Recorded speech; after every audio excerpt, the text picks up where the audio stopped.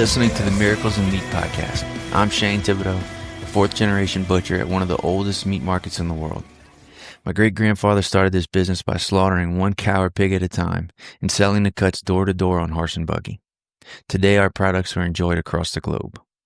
I will attempt to give you some insight as to how we got here and explore the challenges we've had along the way. At Bourgeois, our mission is to preserve our heritage generation after generation through legendary Cajun flavors and the development of relationships, not customers. Since 1891, Bourgeois has maintained age-old culinary traditions that fuel the South Louisiana lifestyle. Over the past 133 years, our Cajun products have gained global recognition, and for tens of thousands of folks around the world, the Bourgeois Cajun Lady logo is a symbol of home. Today, the fourth-generation butchers sit at the 9-foot maple block with loyal customers to discuss the adventures, skills, and passions that guide each of their legacies. These conversations will become priceless resources for future generations of any industry. This is our way of maintaining the spirit, purpose, and traditions of our lost arts in a world of change. 133 years, 4 generations. We're just getting started.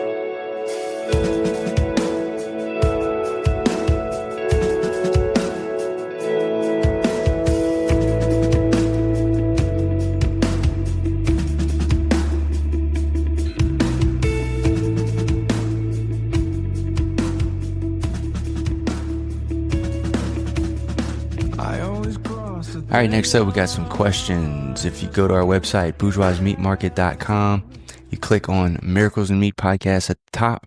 That's the page that has all of our podcast episodes. Keep scrolling. You're going to see a form that says submit a question to the podcast. You can submit a question, comment, concern, feedback, something like that. You can even upload an audio file and do a little something like that. We'll either read it or we'll play it on a future episode. So if you didn't know that was there, go check it out. Send us something. We'd love to get these questions because a lot of the questions we take for granted and we think everyone knows the answers to them. But I guess it's obvious that we don't do a good job pushing our info out there. So this is a little bit for fun and a little bit to help people out. So send them in.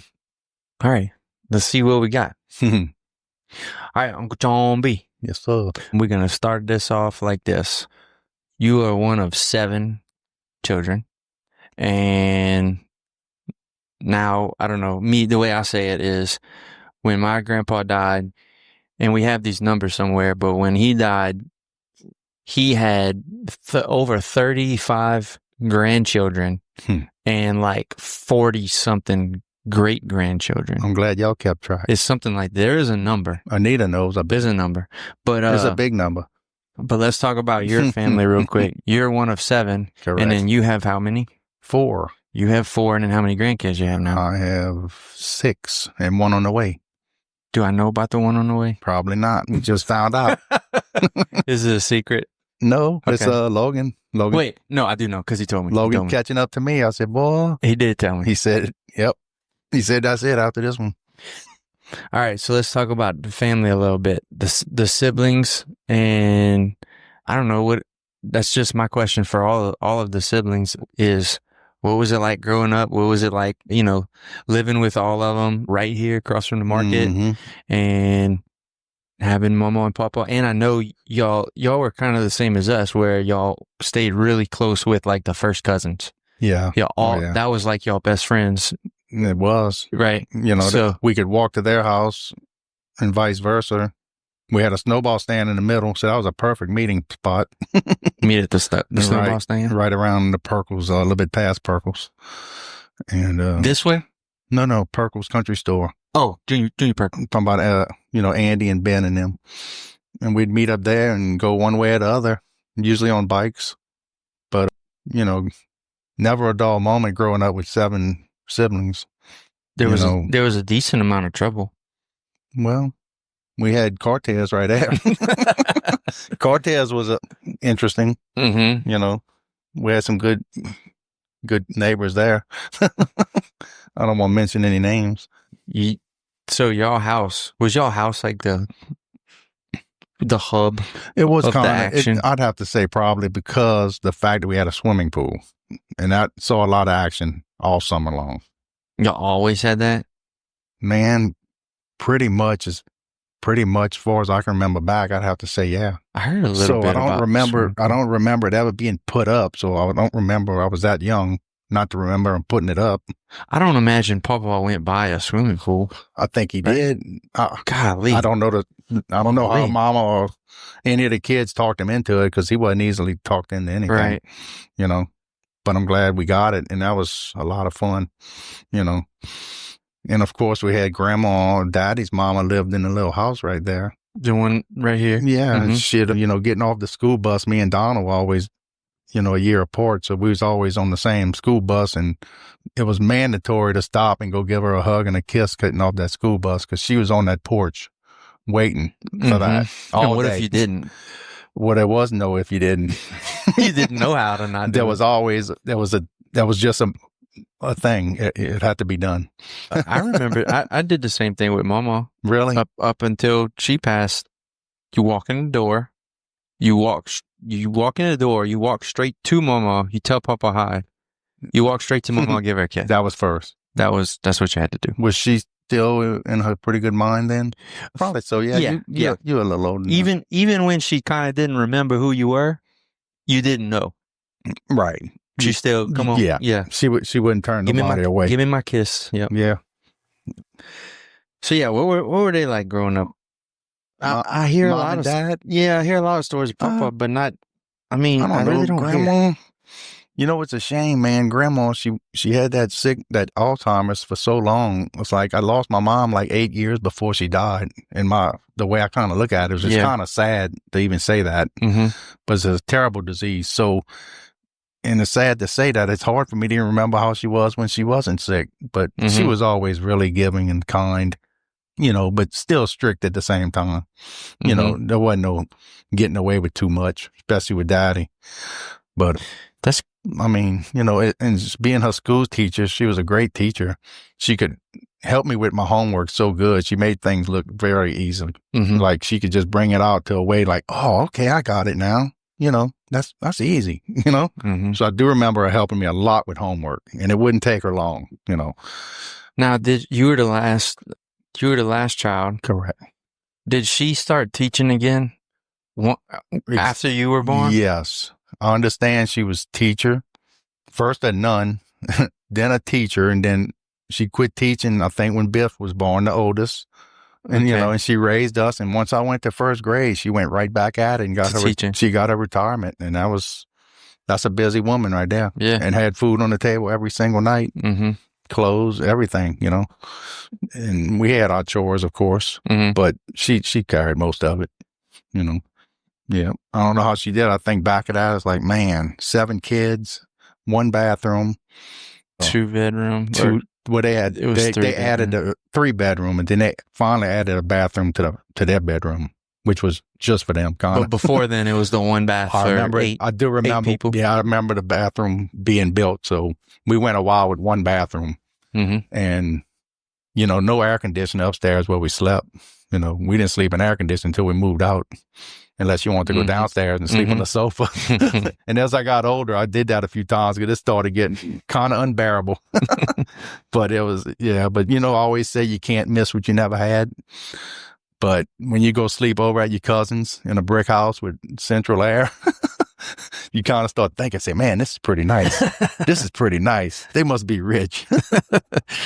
Golly. Yeah, couldn't imagine sleeping without air conditioning now. I know. I mean, I think it's a little harder now. We get 1 hurricane and everybody. Well, yeah. Everybody's we freaking freak out. Run for the hills, or you cranking up the generators. Yeah. And boy, we could do without that this year. But that's the one thing that's good about it is you kind of get to go back in time with kids, and yourself, like get to kind of get out of your comfort zone and figure out like, all right, we good. We got everything we need. We got food. Look at all this food we got. And you start eating out the freezer so you don't throw it away. Way too much food. Got more food during the hurricane than when you don't. One thing I always say, it's a good way to get your freezers cleaned out. Then you start over. But speaking of siblings, today's 3 years Brian passed. I don't know if you knew that. Oh, I didn't even realize today's a 3-year anniversary. Yeah, old brother Brian. succumbed to cancer. But yeah. So miss him terribly, Mm-hmm. And Shane, I tell a lot of people I don't realize, and I never realized how much me and him did together. I mean, we did a lot for a long time, a lot forever. Yeah, I mean, for pretty much all the time. Yeah. I mean, me and Donald's close. Yeah, but me and Brian we had more in common, I think, and more into your adult years too. Oh yeah, Yeah.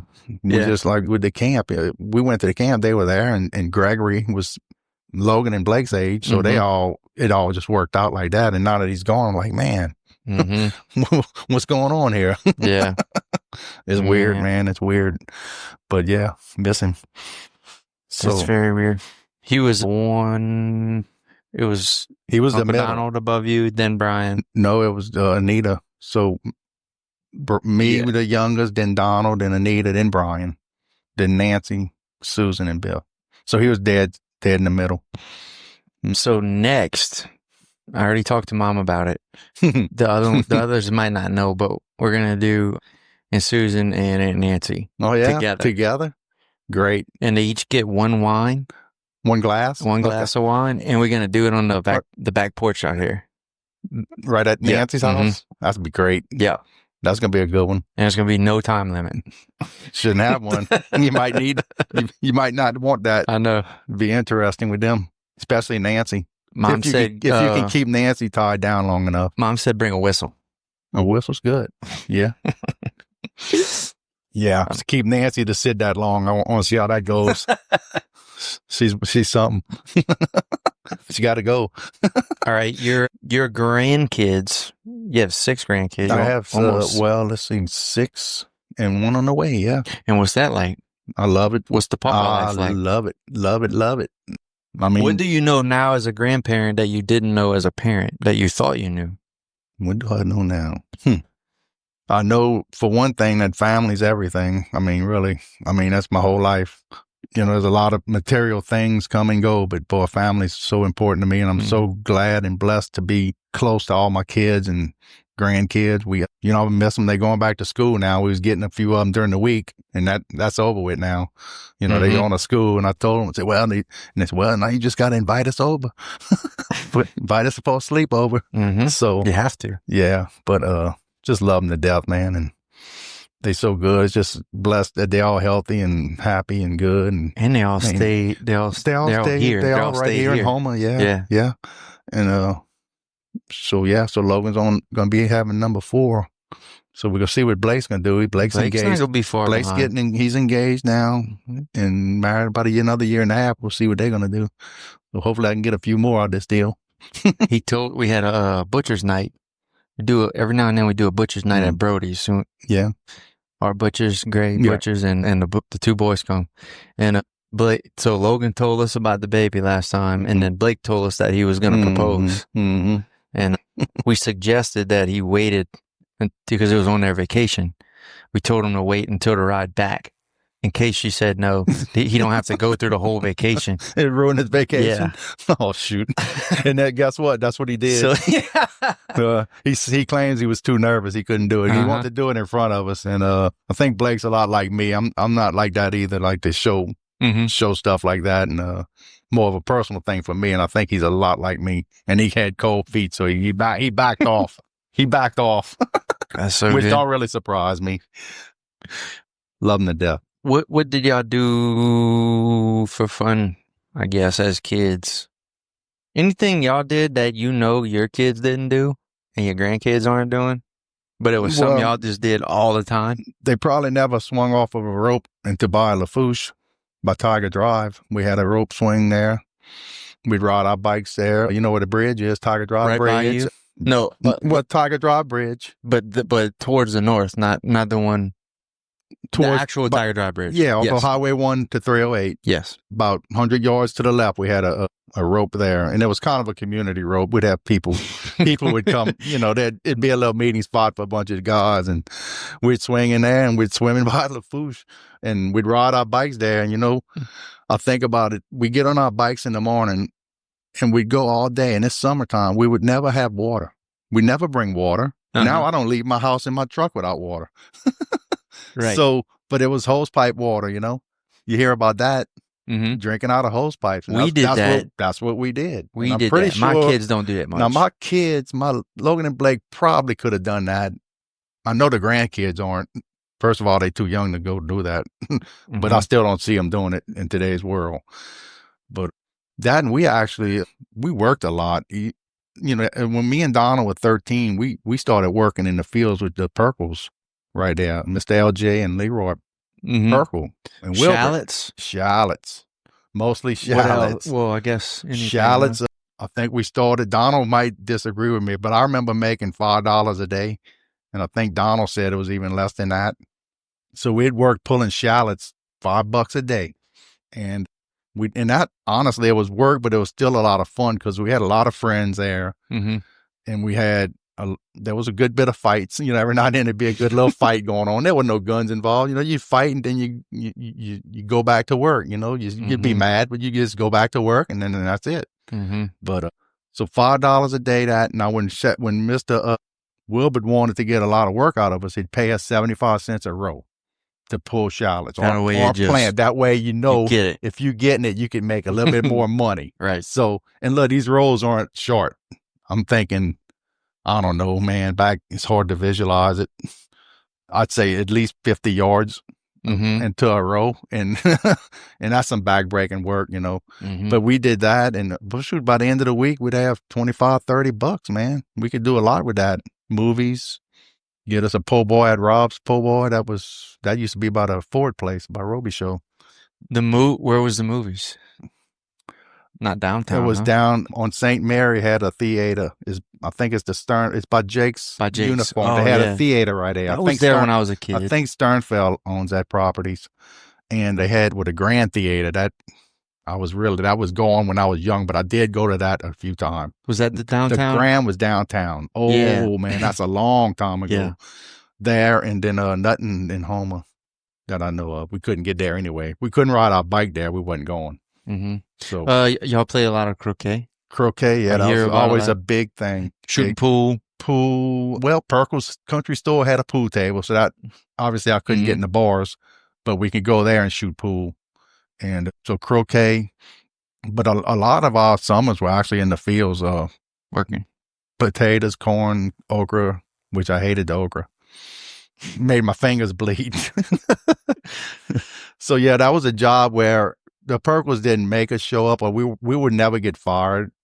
Like he knew that we were teenagers, very young, that half the time we're not going to show up, but sometimes we always did. But so one day, and I knew they were picking okra that day, I said, I'm not going to myself. So I stayed in bed that morning, and I didn't get on my bike and go to work. And I'll never forget this as long as I live. Daddy found out I was still in bed. He'd come across the street and pulled me out the bed by my feet and said to get on my bike and get down there and start getting to work. Like that, he didn't believe in that. Yeah. Like if I told him I was gone, or if they expected me there, I was going to be there. Right. And it was the same if we had something to do at the house or chores or with work coming across the street. And boy, let me tell you, I was not happy. It was an August heat. And when I say that's the day I picked okra till literally my fingers were bleeding. It was horrible. No gloves, you know, I hated it. But guess what? I never stayed in bed again. Right. You know, I never stayed in bed again. And that was the same, you know, and I think back at childhood, we all had chores, you know, and ours was Mondays and Wednesdays were slaughter days. So that was hide days. We knew that. We knew we had cowhides to salt Mondays and Wednesdays. Always in the back of the barn? Always. The barn? Oh, yeah. Always there. Now, they say that, you know, that blue cement thing back there? Yes. It's still there. Now, that used to be for hides at one time, before my time. He would salt it, stick it in there. Stock them in there somehow. I guess he had to fold them because it wasn't big. Doesn't really seem practical. It was right there. That's where it was. It's never moved. That cement thing? Yeah. I think it's still there, huh? Did she pull it down? I think it's been gone for a while. But she might have pulled it out. Where I always remember it. I thought she kept it. I'm wondering if it never moved. I mean, eventually they started planting like some little flowers and stuff. He used to chip his golf balls into it. That was his target. Oh my God. So yeah, and then every night was clean the market, you know, after we eat though. You know. So what was the slaughtering like? Slaughtering? How old were you involved? involved in the actual skinning, Or like, well, or if was you were too- salting hides, right? oh, they're very young, like long as I can remember, as long as I can drag them in there. Yeah. I mean, Six, probably 7, 8, I'm gonna go with 8 8. if I had to guess. But the slaughtering was, Maybe before, because I mean, I cut my finger off at 7, so maybe So, we yeah. were. Maybe Biff drug them in and I helped spread them out. I don't know. I mean, look, I'll be honest, as long as I can remember. yeah. So, what age is that? I mean, Okay, so what did y'all have to do? They get, the hides? yeah. Well, you drag them in and you lay them out like a rug with the hair down, and you throw rock salt on top. And we got pretty good with that rock salt because they had the perfect shovel, and it You was get a nice, even coating. a beautiful coating once you did it enough. Oh. And I'll never forget, Dad used to sell him things, but he would wait for the market price to go up. He would watch, because sometimes it fluctuated a lot. Mm-hmm. And one time, I don't know if it was because the price was so low, but they had so many hides in there, I could touch the ceiling with my hand, and I was a little runt then, 7, 8 years old, Mm-hmm. and they were stacked up at least seems like 4 foot thick of cow hides, Just layers then- and layers. yeah, layers and layers and layers. We could do about 4 if it wasn't a big bull or a big mama cow. Mm-hmm. You could spread like 4 little calves out at once, and 4 areas. Mm-hmm. Salt that, then come back. But sometimes he'd have a big one; it would take up the whole room almost. You put it dead in the middle, Yeah. and it covers it. Mm-hmm. And look, talk about heavy dragging that in. I bet. A big bull hide, I bet that's 200-300 pounds. Yeah. Seems like. Cool. So Thick. So he dumped them when he sold them. Man, he took us all to Chester's, Cypress Inn, and Donner, Frog the legs. fried chicken and frogs, and he would even take Uncle Harold and his crew. So it was all the cousins. Cool. So that was 10 of them, because they had 8 kids, and their mom and dad, and then we had 9, so that's 19 people. Yeah, that's a crew. Huh? Oh yeah, and Daddy boy, he paid for everything, so I know that was a nice check. And I do remember back when he showed me, it was like $36 a hide. Now that's a lot of money in the early 70s or whatnot. Right. That's really a nice chunk of change. A big sale. So one mistake me and Donald made too. One day we didn't want to salt the hides, so we gonna dump them in the cane field. We ain't doing this today. We not salting hides today. Yeah. We had a big idea of going dump them in the cane field. Like 8 years old? We were young. God. It's so hard to put an age. I'm sorry. Shane, Y'all must have got it's- busted up. It's so hard to put an age on it, but we had to be old enough and strong enough to get them back there. And smart enough to come up with the idea. So just to haul them back there was a chore. We used to put them in the drums, the big barrels. They maybe put 2 or 3 in there if they wasn't a big one. So that's pretty heavy. And I don't think we were driving them, but we used to steal the truck every now and then for a little cane field ride. So maybe we did that. So anyway, how he found out, today we still don't know. He probably watched y'all. Still don't know how he found out. Maybe he saw the tracks. I don't know. Like a hunter, you track you. Maybe we left a blood trail, huh? He counted Maybe. them. He knew how many they needed to be. He might have counted them. But anyway, so he didn't just punish us. He says, we had to go get them. They were full of maggots. It was terrible. It was horrible. And we had to dig a hole and bury these hides. Now, don't ask me how many it was, but Daddy used to kill maybe 5 to 8 at a time, maybe nothing huge, but enough. So, and Mr. Cleve felt sorry for us. Because if you ever dug a hole in that yard, You hit shells. You ever dug in that yard? Yeah. You don't want to. No matter where you at, you're hitting broken bricks, oyster shells, Glass. stuff. You're hitting hundreds of years of stuff. Mm-hmm. And Mr. Cleve he used to call Daddy Boo. He said, Boo. He said, you're not gonna make them do that. He said, yeah, I am. And it was a big hole. Yeah. And we did it. And guess what? We never did it again. So that was the end of that. And lesson learned, you can't get away with too much. That was one of the hardest punishments, I think, me and Don, I could probably speak for him on that one. So work better than a timeout. And you grow up and you look back and say, I see why he did it, because that's a lot of money we just threw in a cane field. Yeah. Back then, money wasn't just flying all over the place. You worked hard for it. Mm-hmm. So yeah, that was That was a big memory there. What about, I know y'all used to hit Grand Isle a lot. Grand Maybe once Isle. a summer. Yeah, do once At a summer. least Once a summer. for Something like that. sure once. For sure once with the cousins. One big one, one big blowout with 2 rooms at Seabreeze Cottages. We'd get 2 rooms and we would drive up there. I think Dad might have had a station wagon. And old Dad would let Biff ride in the boat all the way to Grand Isle.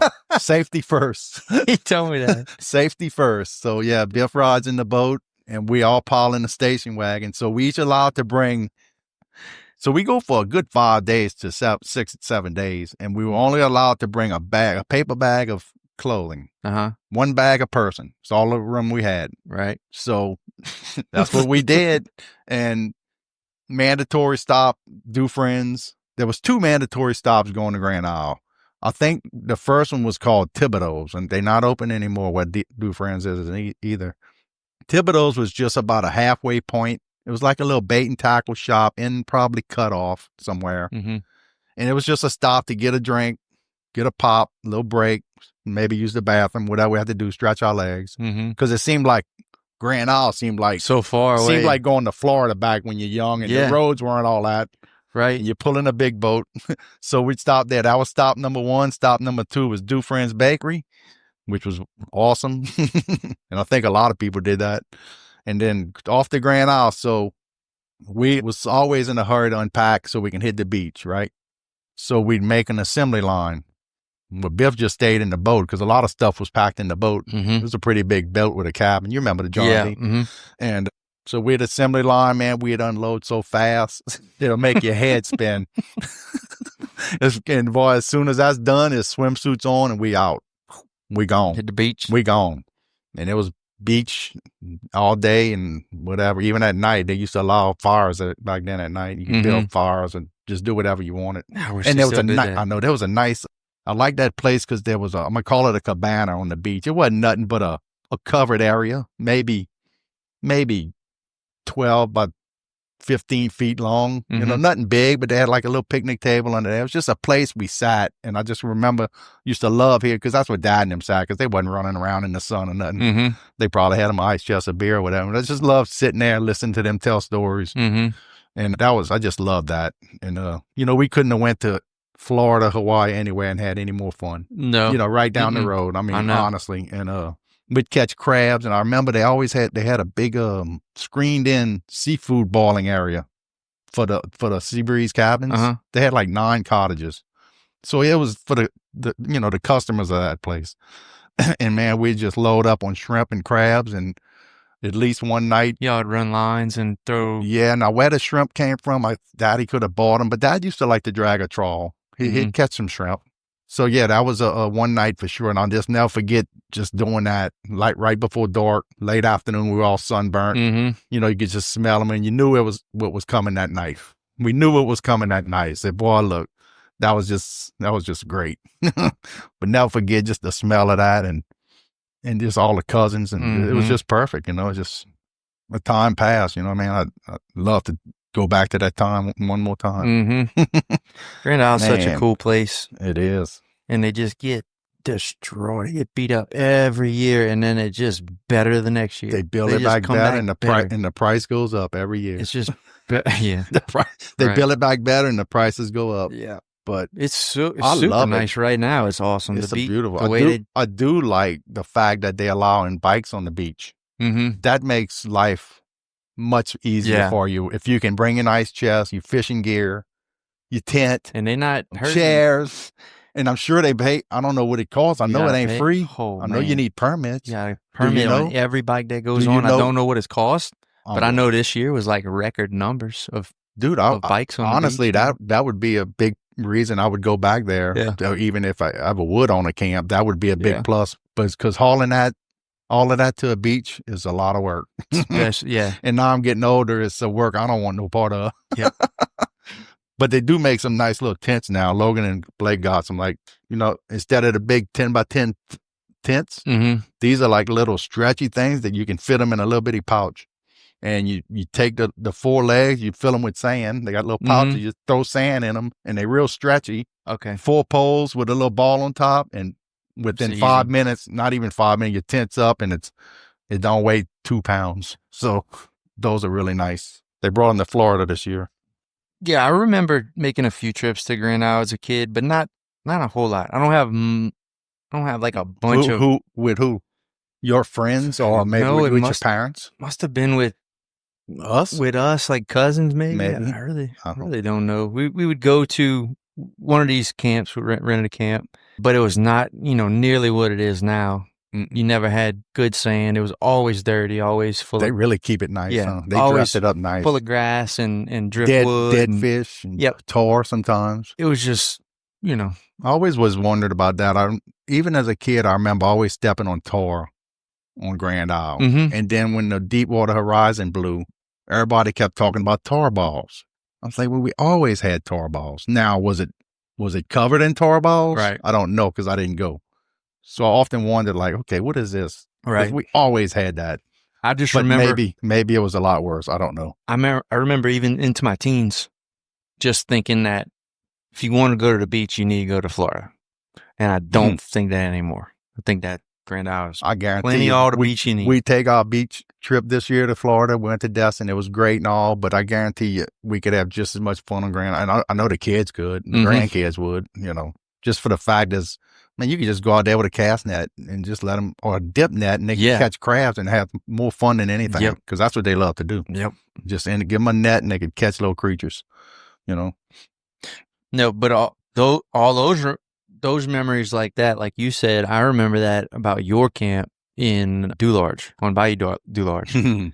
Like those, I'd say that's the majority of that outdoor time was probably from there. You did that a good bit. It was from there. It was all the I have pictures of crawfish balls and boiling crabs. I have pictures of you out there with a pool do. We must have went shoot a few pool do or something.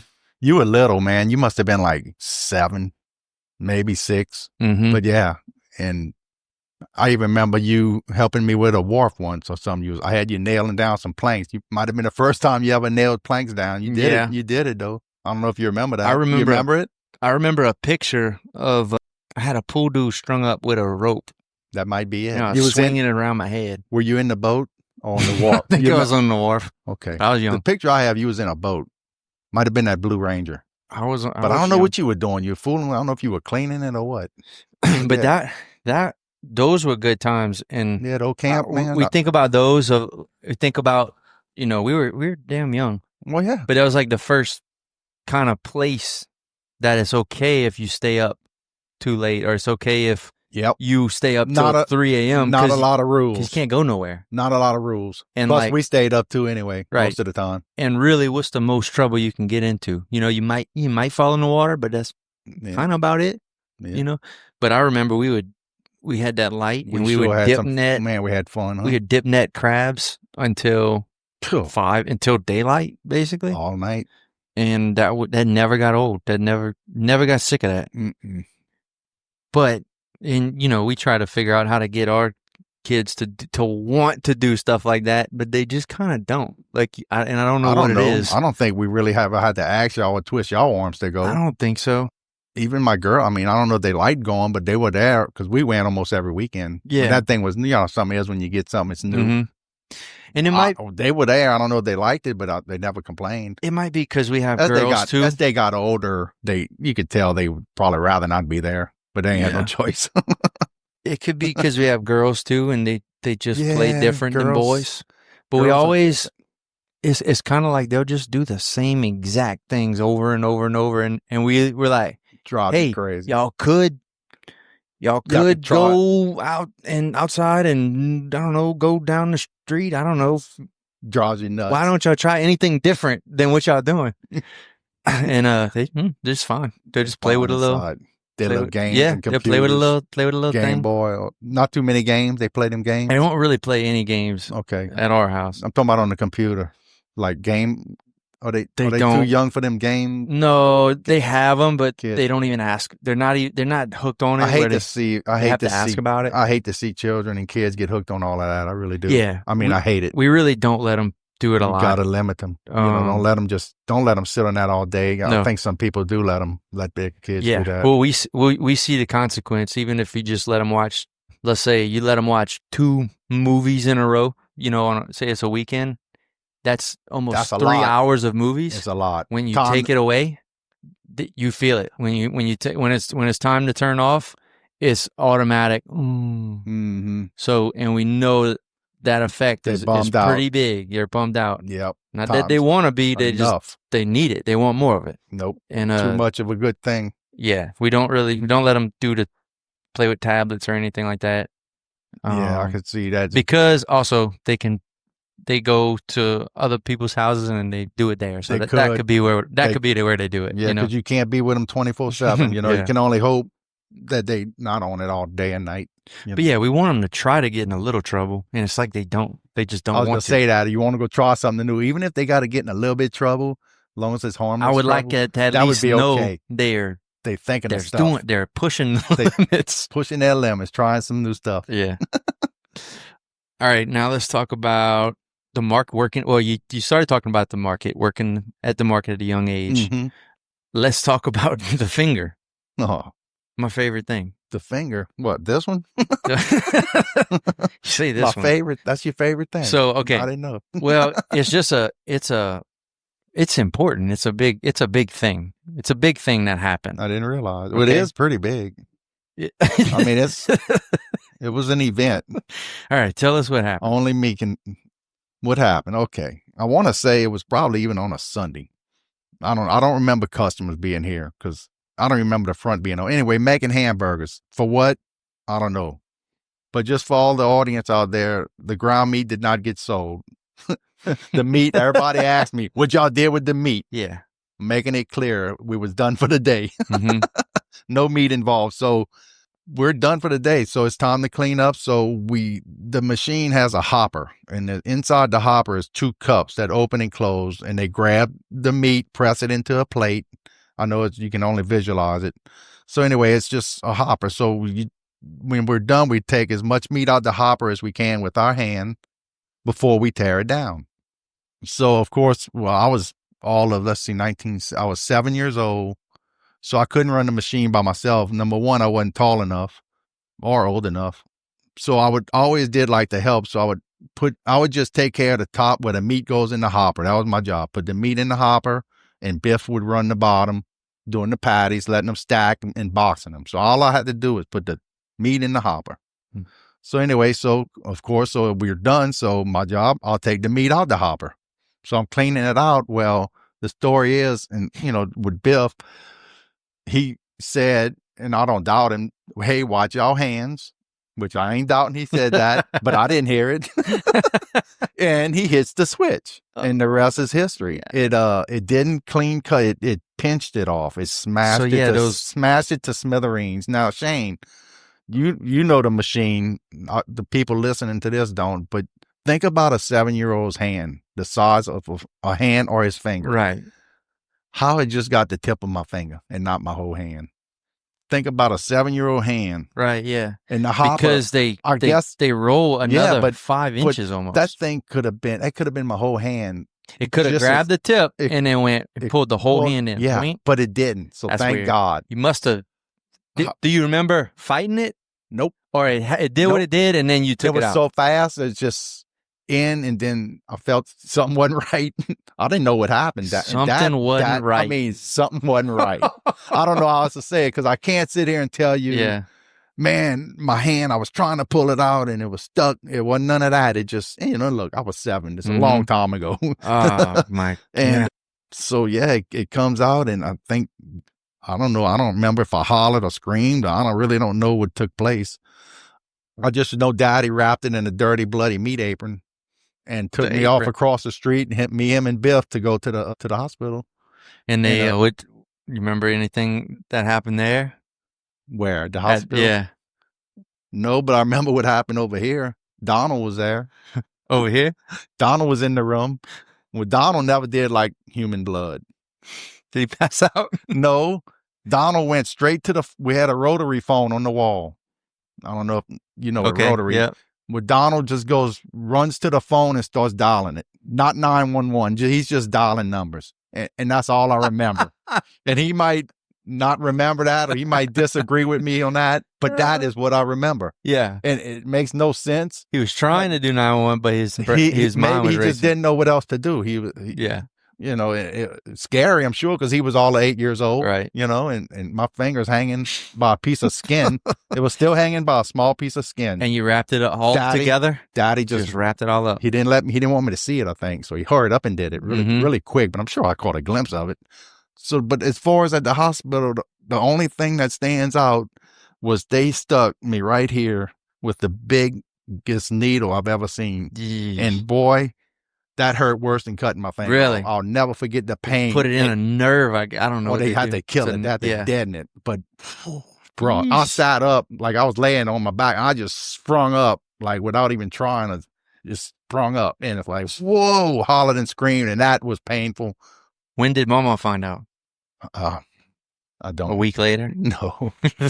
I don't know if she knew Daddy even took me to the hospital or not. I really honestly don't. I honestly don't know. I do remember coming home that same day, and all the siblings. I don't remember Mom where she was, but they were all sitting at the kitchen table like they were all like they just like I died. Yeah, you know, they're all somber. They just sitting there, and like I come in, and they didn't really jump up or nothing. You're home. You all right? You all right? It was just kind of a somber moment. Yeah, quiet, like really quiet for 7 kids in there. And I remember that was one thing. And I do remember the pain. This thing would hurt me at night, like as this was in the healing process. The next few days, and I think it was because, according to Mama, that I overdid it during the day. I played too much, or I didn't sit still. You know, it might have been her way of making me try to not move around, or try to go have fun, or just try to keep me quiet for a few days. And I don't remember doing nothing extreme, but I do remember at nighttime, I guess, just after my shower, my bath, it was painful at night. Couldn't sleep good. Jeez. And of course, I got compensated for the finger. I was given a red bicycle. Whew. They bought me a brand spanking new bike. Nice. Well, it didn't go well with the siblings. What happened with the bike? They didn't like it. I got a new bike and they didn't. They tried cutting their fingers off? They didn't like. They could have. They could have. I sure wasn't going to stop them. They could have. I wasn't going to stop them. They didn't try everything. They wasn't excited about the new bike for me. Guess they were glad I was okay, but they didn't like me getting a new bike at all. It wasn't fair. God. You gotta be careful the way you compensate, you know? Well, I never would have thought that. I bet Daddy probably didn't either. Dang. I might have set him back a few bucks. So look, before we get off that subject, I always tease Daddy later in life as the years went by. And, you know, I said, Dad, I said, yeah, if we'd ever get on the subject of my finger, I said, yeah, Dad, you'd be in a lot of trouble today if that happened again. Yeah, what you mean? I said, that's child labor. Child labor. Man, workman's comp would have been all over you, huh? You know, that's just back then. That's just the way it was. You helped out. That's the way it should be today. I think it should still be like that. Yep. You know, I mean, it's your business, your kids.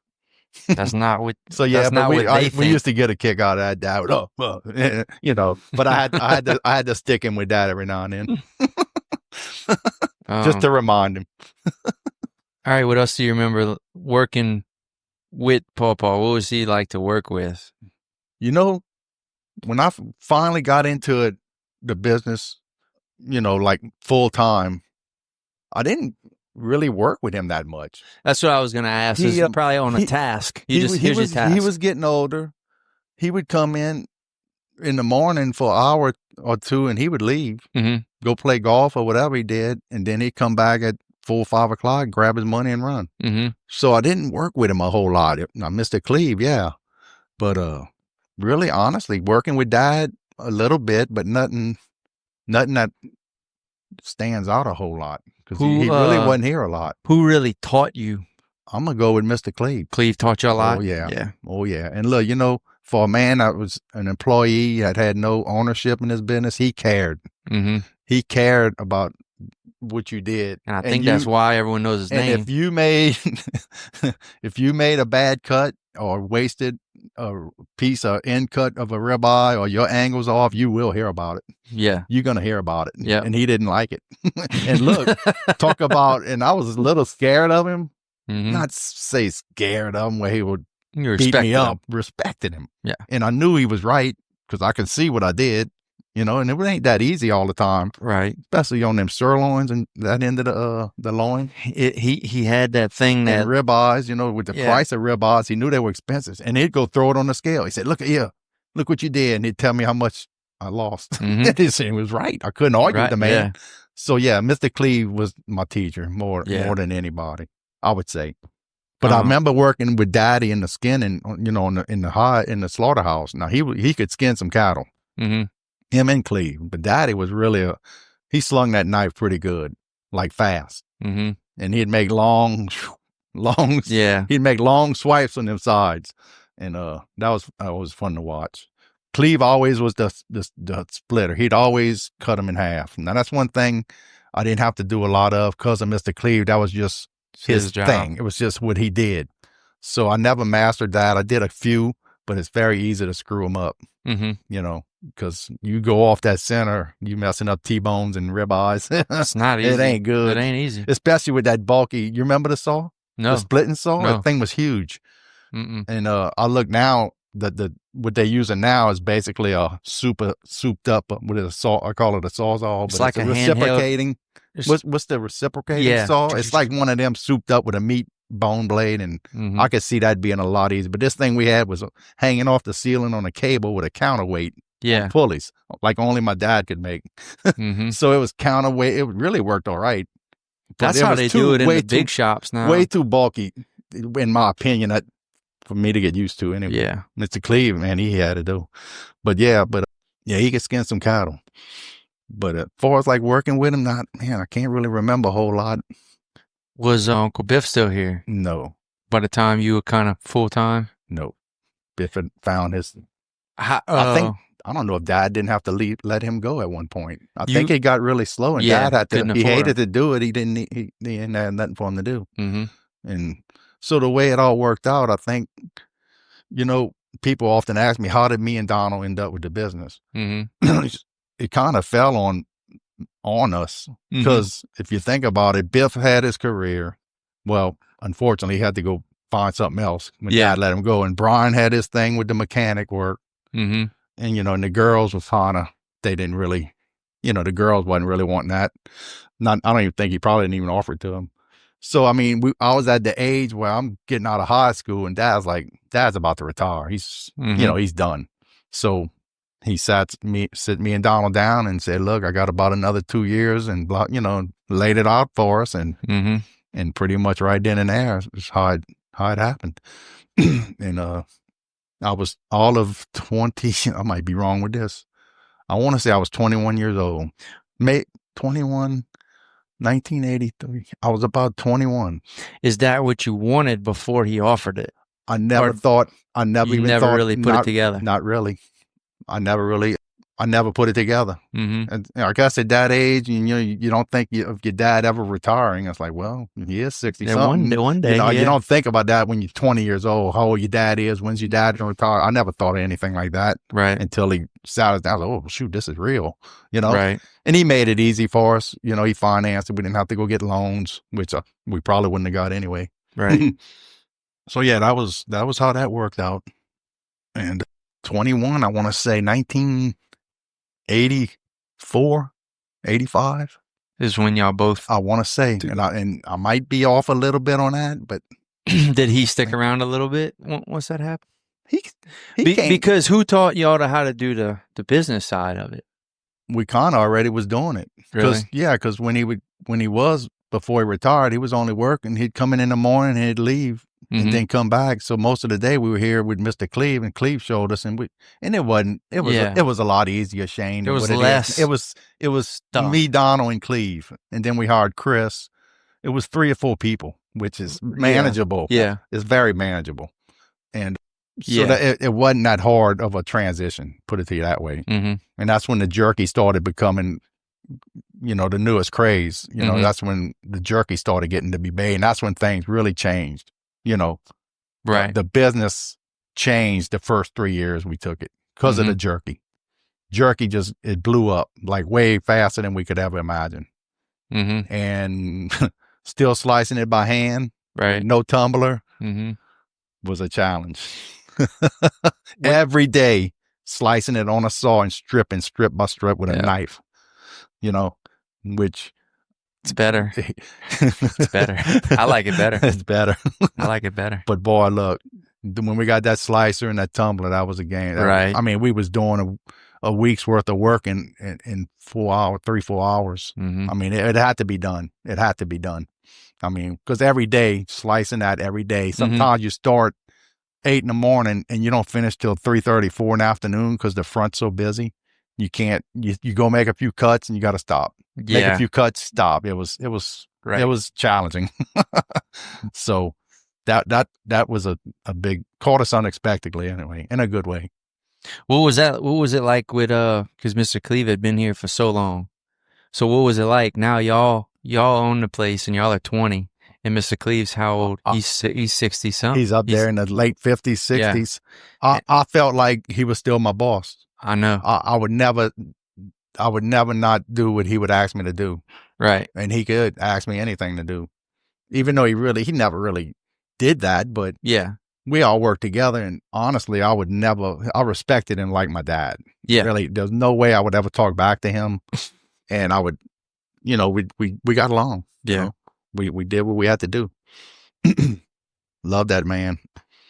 He was a hard worker, but boy, he was a gentle giant, big man, but gentle. He used to weigh all the grandbabies. He probably weighed you. There's no doubt in my mind he weighed you. That's cool. A lot of people know. I wonder if we got any pictures of that. Probably not. There's somewhere. Pictures of him weighing babies. We started.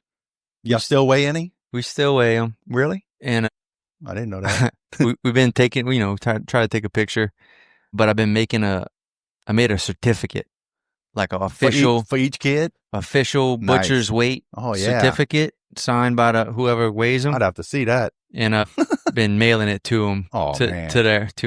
That's something to keep for sure. So if we can keep up with that, I like it. That's a good tradition. I always thought that was good. Yeah, my vision for it is I want it to stay a family thing for sure, but I want to get to where we got a 20-year customer. They come in with their grandbaby and say, "I want you to weigh my grandbaby." That could be done. That's cool, and I want to keep that. And I think that's good. Yeah, make them a little official.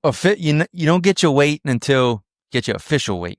Official. So when people ask, they certified say, scales. I want people to say, "Well, at the hospital it was 7 pounds, but at the meat market it was 8.5 because we did it too." So okay, and then talked about Papa, Mr. Cleve, working with brothers. So at this time, I guess it would only be Uncle Donald. Me and Donald, yeah. I never worked with Brian. Never worked with Brian. That's what's confusing to me is I would assumed there should have been a time period where y'all were all a right age to be working. No, I don't know what happened with the gap between Biff and Brian. Now the girls, Daddy kind of made me work here. If I didn't have a job or whatever, because what happened, after high school, I went to work with Biff at the paint store, and I wrecked the truck. I lost my job, long story short. So I'm at home with nothing to do. I was just coming across the street now. I'm coming over here because I wasn't college material. I knew I wasn't doing that. So I just kind of kept coming across the street and kind of just stayed, and that was it. Yeah. So what happened between Biff to Brian to Donald, I don't know. I know Brian, but Brian went straight to Votech to get his mechanical degree, a trade school. Yeah, trade school. So he had that already going on, and I don't know, maybe he didn't have interest in it, or maybe it just passed by the wayside, Right. And then Donald was going to college, and he was working here in between college, which made sense. And then me, it just kind of fell in when I lost my job. Okay, well, I guess I'm going to go across the street and help over there. And that's kind of how it ended up. And it was still it was Cleve, Pawpaw, and me and you Donald. and Donald. That's it. And then y'all hired Chris was the next hire. Chris was the next hire. And According to Chris worked there until I came back. Long time. Which was in man, I don't know. After I left in 13, it'd be 20 years this year I left. 05, okay. 05, Katrina, year of Katrina. Yeah. Busiest year I think we ever had. So, okay, so you, Uncle Donald, Cleve died. And it was manageable because we weren't, like I say, the jerky was the time consuming thing. We weren't doing that. Dad didn't want no part of it. Mm-hmm. We was doing it behind his back, the little bit we did do. And so, yeah, so we'd kill a few cattle. We'd cut them up during the week, made our boudin, hog cheese, made the sausage, and other than that, just handle the front. Mm-hmm. Nothing that took a whole lot of time. Right. So it wasn't bad. But until Dad left and we started on that jerky full steam ahead is when we needed hands. Then you started just getting part-timers? Or No, I ain't saying we didn't get any. Now you're pushing my memory. Yeah. I remember Chris. I remember the main ones, I guess, because they stayed so long. Chris. And I don't know if Calvin came before Kathy and Karen. I want to say Kathy and Karen came before Calvin. I might be wrong. Donald might remember better. But anyway, it was them, then Calvin, Hugh, and of course, that was some great, good long-term employees for sure. And Jenny. Yeah, Jenny was here when I was here, and Calvin. And another good one, Erin Shaw. She stayed a few years. She was a real good hand. And yeah, so those were good. And I honestly don't remember a whole lot of part-timers. I know we did have a few though. Yeah, we did have a couple. I'm not gonna name the names, but they stayed a little while. Yeah. And then you and Uncle Donald working together, what was that like? And y'all were 20. We were young. It was good. We got along good for the most part, but as the years went by, you start butting heads like brothers do, but nothing to where we wanted to kill each other. Yeah. You know what I mean? Like some brothers I know want to absolutely kill each other, but we worked together 18 years, pretty darn good. Not too many bad. I can't really say too many bad things. It was good because, like when I'm not here, he's here to watch it. You felt comfortable if you needed to take some time to go fishing or you need a day to go whatever. Mm-hmm. You didn't have to worry as bad as having it to yourself, especially at that age, 20 something years old. You're like, man, you want to feel like you're married to it, to a place like this. So that was a good thing. Did y'all have here's what you handle, here's what I handle? Donald, being he went to college and all, he was pretty good at the business side of things, the books. Or we always had an accountant, but he was a little swifter on the business decisions, maybe some of the things that I didn't know. Now, is that something that Pawpaw helped y'all even like with any of that, or he just threw us under the bus? Sure. He's just here it is. He didn't advise us nothing out.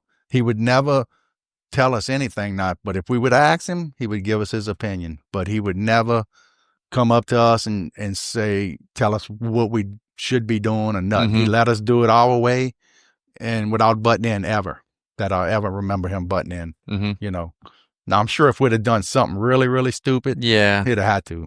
But so apparently we didn't do nothing too stupid. But yeah. Any other characters you remember back then? I hear stories of like Raymond.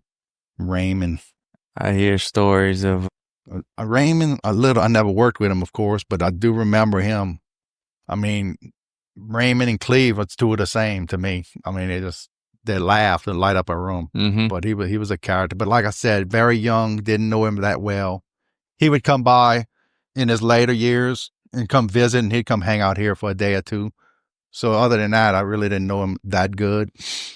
But he passed away. Where they all going now. Characters, well. Any customers that just come back from war and just any wild ones? Wild customers? Put me on the spot. I can't think of none right now. I know we had them. And we might still have them. Probably. It might still be coming. And now all of Mr. Clee's family They come regularly. Y'all still see him? The grandkids that come. Oh, probably wouldn't know the grandkids. I know two of his kids, well, three I think are actually gone, but the two I knew was Bucci, Coach, has passed away I say recently, and then the other one that's Donald's age, Clifford, he passed away young. So I don't know what happened to him or Bucci. We called him Bucci. To this day, I don't really know. Yeah, if that I don't really. His name was Cleveland. That's right, named after his dad. He was the coach at Ellendale.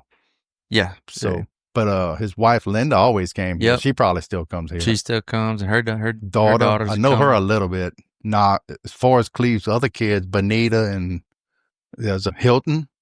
I hadn't seen none of them. Haven't seen them. I know Miss Sal's still living. She's probably in her 90s now. Yeah, but no, she ain't getting around too much. Would you know her? Do you even know her? Maybe if I seen her face. Yeah, man, I couldn't see her getting around too much no more. One of the things I have to hit on is back to slaughtering was y'all dog Rip. Rip was a big part of our life. Y'all got some Rip stories. Whoa, Rip. Do I? And it's hard to imagine that dog. It's hard to believe, first of all, how none of us got maimed by our own dog because we tortured him. We didn't cut Rip no slack. Rip was nicknamed the manager. That's what we had on his doghouse. He was a manager. I guess my favorite story with Rip, and I've seen it with my own eyes, and a lot of people don't believe me, is when he popped the cow's tail in half.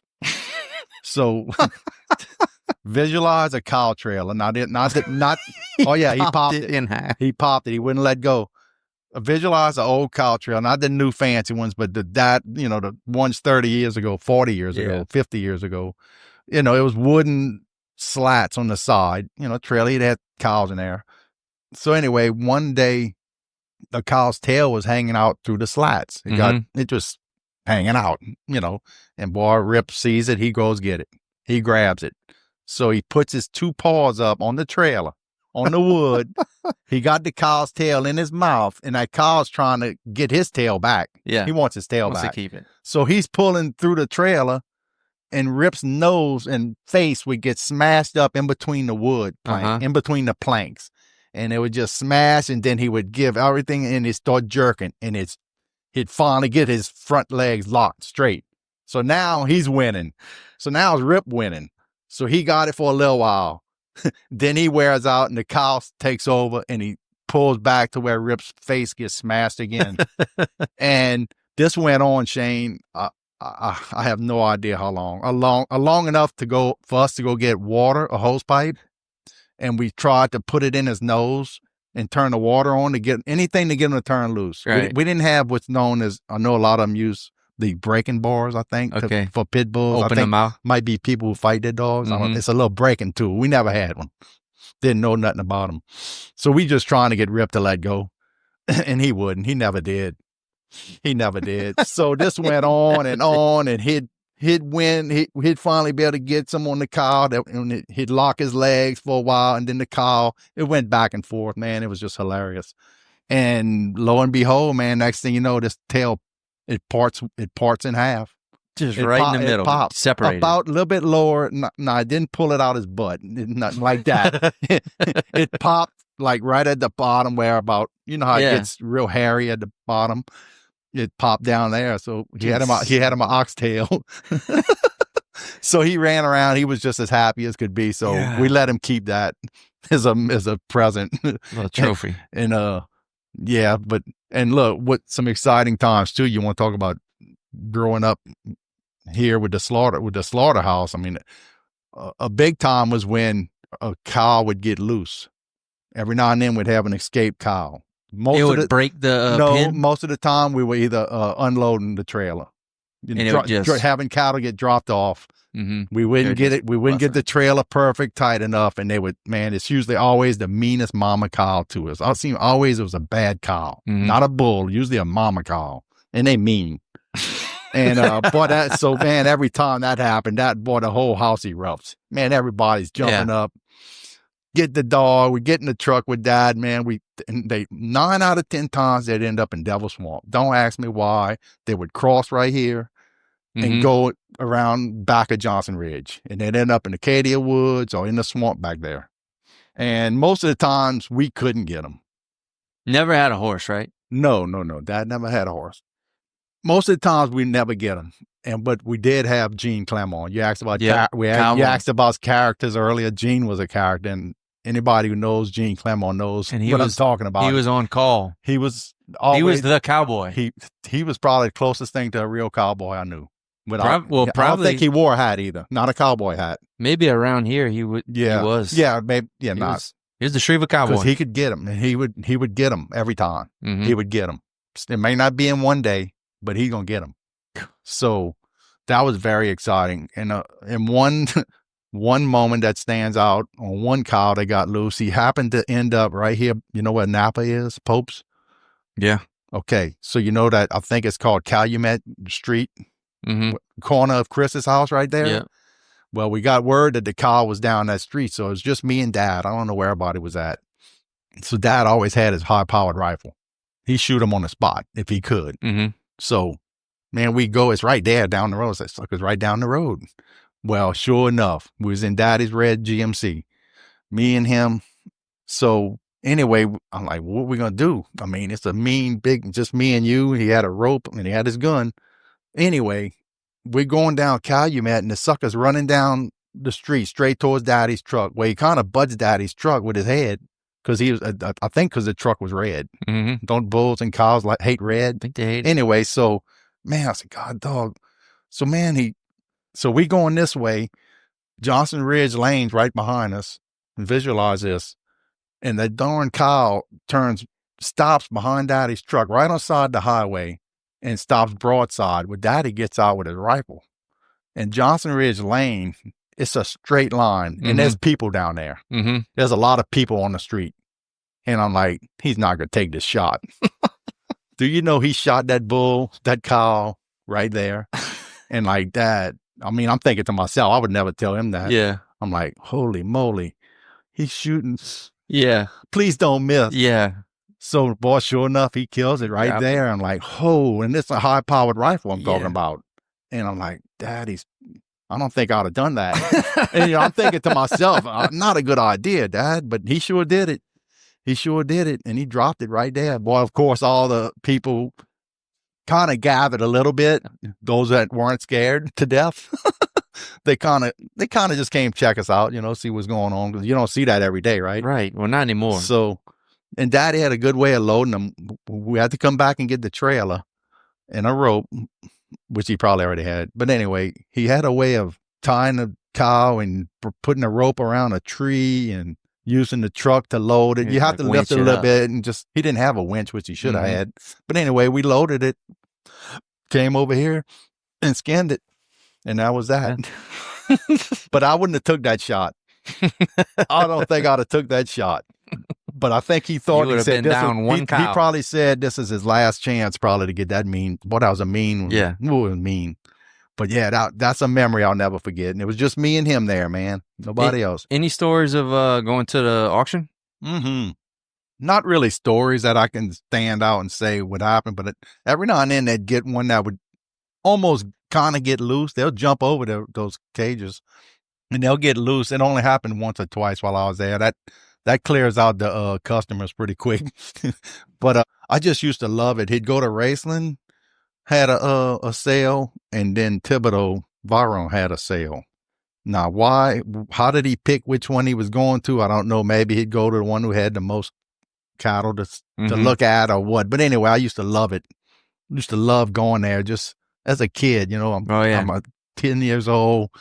It was the smell. It was the dust. Just cool. It was the cows. It was just cool. Yeah. And then we always got an orange pop. He treated us to a pop and maybe a candy or whatever, or a hamburger. And we used to go there to walk to the back where they'd store all the cattle in the pens.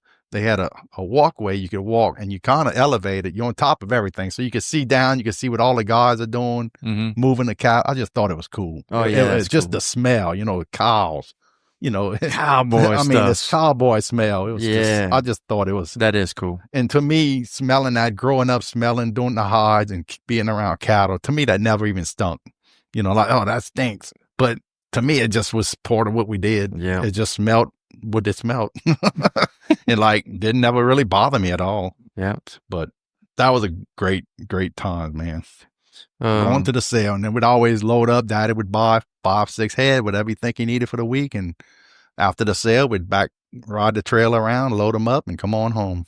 Just pull them one at a time. Boom, boom, boom, boom. Usually, well, but before he built the slaughterhouse, but the big part back there, he used to leave them in the trailer because he didn't have a holding pen. Mm-hmm. So he'd leave them in the trailer and unload them one at a time. That was before inspection, so he could actually shoot them in the trailer, drag them out, do it his way, other than the way they made him do it.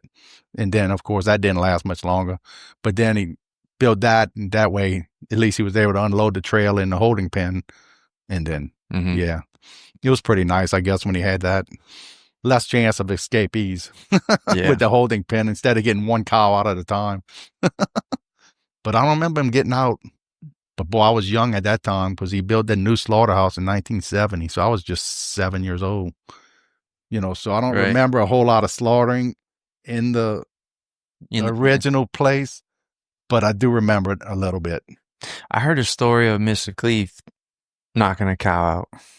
I think that was his cousin or brother-in-law. Donald will tell you more about that. With his fist. That's what I hear. Nanny. I did hear the story from Uncle Donald. Nanny's the guy. Nanny knocked the cow out. That's almost one of them things I'd have to see to believe. Yeah, but I believe it. I believe it. I really do. They had some tough guys back then, man. Yeah. They still got tough guys.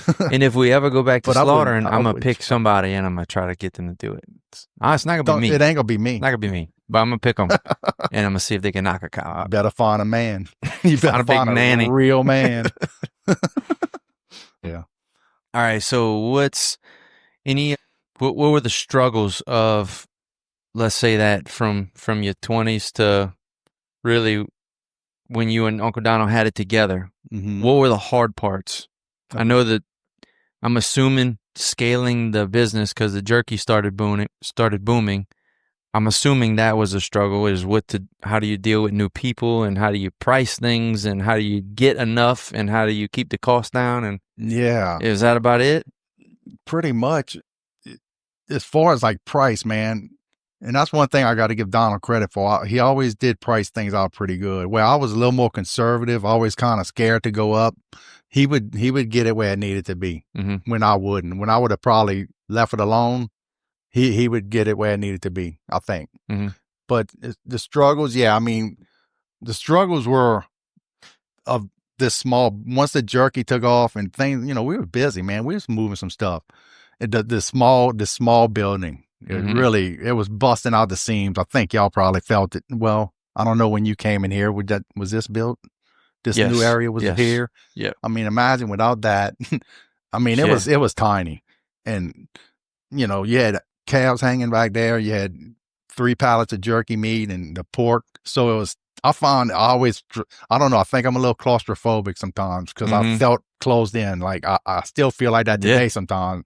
I just always thought, man, to have enough room to expand. And of course, when I left in 2005, we had just bought this property because of the hurricane is when we picked up the property next door. So he's talking about where the left side of the building, the north side of the building. Right. That was whole parking, this whole rock slab. There was an old house and it was really a jungle right there. It was a hermit lived in there, and actually he died in there. And we didn't find him, but we suspected he was in there because his mail was piling up, and we called someone to come check on him, cops, the police. Anyway, he passed in his house, and I guess, it takes time to whatever. He didn't have much family, but we ended up buying it. We ended up the house wasn't really that bad. The house was dirty, but it wasn't that old. I remember it was dirty and it smelled bad. House. But it was in good structural shape. So we ended up selling it. I know where it's at. It's on 30, it's by Lafourche Crossing on Highway 1. I know exactly where it's at. Anyway, so now we had the parking lot. But that's exactly the time I left the business. So I was like, man, now they can finally expand. Right. But anyway, that's something I always felt was tight, having room and then, of course, you ask for struggles. Of course, anybody will tell you, employees is always a struggle. Yeah. But we did have 5 real good ones. 5 or 6 good ones. And Mhm. that's kind of all we needed because we really didn't have room for many more people. Mm-hmm. But yeah, when you walk in the door, so the way it was then was when you walk in this was the wall. this other door. I mean, actually, it was the next one. Oh, that's true. Y'all have another office right there. Yeah, so it was actually even with the door. The door that you enter right now in the old market, there's a little partial wall to the right of you that this all did not exist. None of this here. Where the burrito box is, none of that was here. Yep. And I think that must have given Donald some breathing room. I was glad to see when he did that. I said, well, boy, he needed that. Really did. So, I mean, look, and that I wouldn't really call that to be a struggle. Yeah, struggles. That was just one of my pet peeves where, man, boy, tight. A little bit more room. Just a little. Yeah. I mean, even before we opened the new market in 23, being in it, even with how many employees y'all had? Oh, 17? 22. I don't know where y'all put them. Whew. I mean, you're on top of each other. Yeah, to me, that would be tough for me. Honestly, that would be tough for me. You couldn't fit another box of meat in here. Yeah. Y'all were busting out. Raw or made. No, I know. There's just nowhere to put it. And then the internet business. Yeah. That was always, that took off. Yeah, this right here was. Even when I was still here, the internet, the shipping business was like, we ain't had nowhere to, we just made a hole in that little, I call it the middle room. Mm-hmm.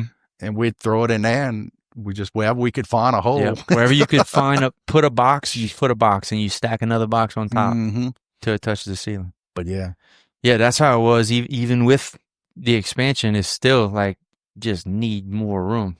You know, just freezer space. Daddy always said, build it bigger than you think you need it, or if you're going to buy something, get it bigger than you think you need. Yeah. And I think I remember Cleve always telling me when he bought that or had that boudin pot made, that's not your average pot. Oh, yeah, it's a big pot. And Mr. Cleve's like, boo. He always called him boo. Boo, you crazy? What you going to do with that? You know? And that's what Cleve was saying. And now he sees why. And then we fill it to the brim. We fill it to the brim 2-3 times a week during the holidays. Yep. Huh? And that's every 2 days. That's incredible. That's insane. 1,000 pounds. It's insane. People can't realize exactly how much that is. They don't know. I mean, it's a small swimming pool. They don't know. It's a black iron swimming pool. Yeah. Hot tub. Anyway. Yeah. All right. So in 05 is when you left here. Yes. At this time, you already had all your plans for the smokehouse? Not a bit. Not a bit? No, or nothing. Yeah. Yeah, that's a mistake I made. I should have stuck around at least till I should have had the plans. At least that, if not having it fully built and ready to go. Because I took a little hiatus there without any income, you know, and that was probably one of the biggest mistakes I ever made in my life. Yeah. I mean, but I can't go back now. So that was tough. But so I knew what I wanted to do. Even when you left? When Donald came to me one day, just offered to buy me out, and I think he just hit me at the right time. And you were just that's ready. One thing me and Donald never clicked on too much was, and I thought he always did, but I always wanted to expand, if not another meat market just like this somewhere, or wholesale, which I kind of was leaning that way, which wasn't the best idea either. But I always thought we'd get as far. We even bought property to do it, and we would get close, and he would always get cold feet, or there's something he didn't like, and he wouldn't commit to it. So, and that went on. I was like, oh, well, you know. Yeah. And then I think I was 42 at the time when he offered to buy me out, and I started thinking, I said, man, if I don't do it now, you know, at my age, I probably never will. We were kind of butting heads at the time. So I went ahead and went with it, you know. And so I went with it. And from that day, December, you know, the last day of the year, and then when I walked out of here, and that's when I just started on all my plans, and it took a few years. It took a couple of years, 2.5 years at least. I think the same guy who built y'all place built mine, Ray. Yeah. Baudouin. Yeah. Nice guy. Yeah. Super. I mean, what's his son? Bo. Good people. They are freaking awesome. Good people. I don't see them no more. They're awesome. You ever see them? Every now and then. I know they got a place in Grand Isle. But they still help us out. They still, if we have a question for them, they'll come take a look at something. But. So got out of here and started on. I'm like, okay, well, how do you start building a meat market? I'm out in my yard with a tape measure, just seeing how big I think I needed, first of all, and it wasn't big enough. But anyway, the good Lord works in mysterious ways, and here I am 20 years later, still there. Your plan was to go the wholesale route? Yeah, my plan didn't hold up that long. But so that was the exclusive. What you wanted. That's what I wanted. Yeah. I wanted exclusively wholesale, because I never really wanted to compete with Donald right down the road like that. But things happened, and I had to kind of do it. What happened was I wasn't doing well at all. Anybody can tell you that. So, but what happened was people kept walking in, wanting to know what I sell. What you got? What you got? So I'm like, shoot, I said, I'm missing out here. I guess maybe I need to do a little retail. And that's when I busted that hole in the front and put the doors. Right, because you didn't have an entry door. No, I didn't. I did have the roll-up door. That's where I had, I was able to take receiving, unload trucks or whatnot. So I just put glass doors there and I opened retail. And that's exactly how that started, because people were coming in and I wasn't doing well. I said, I got to try something. I got to do something. Yeah. I was going to lose everything. So I did that and started trying to do a few different things, to not compete with Donald. I did the stuffed chickens and bread. And of course, we always had the steaks and all. And you got to have that, ground meat and hamburgers. But yeah, so and for some reason, I built a tremendous deer processing business. Yeah. Yeah, that's a big part of it.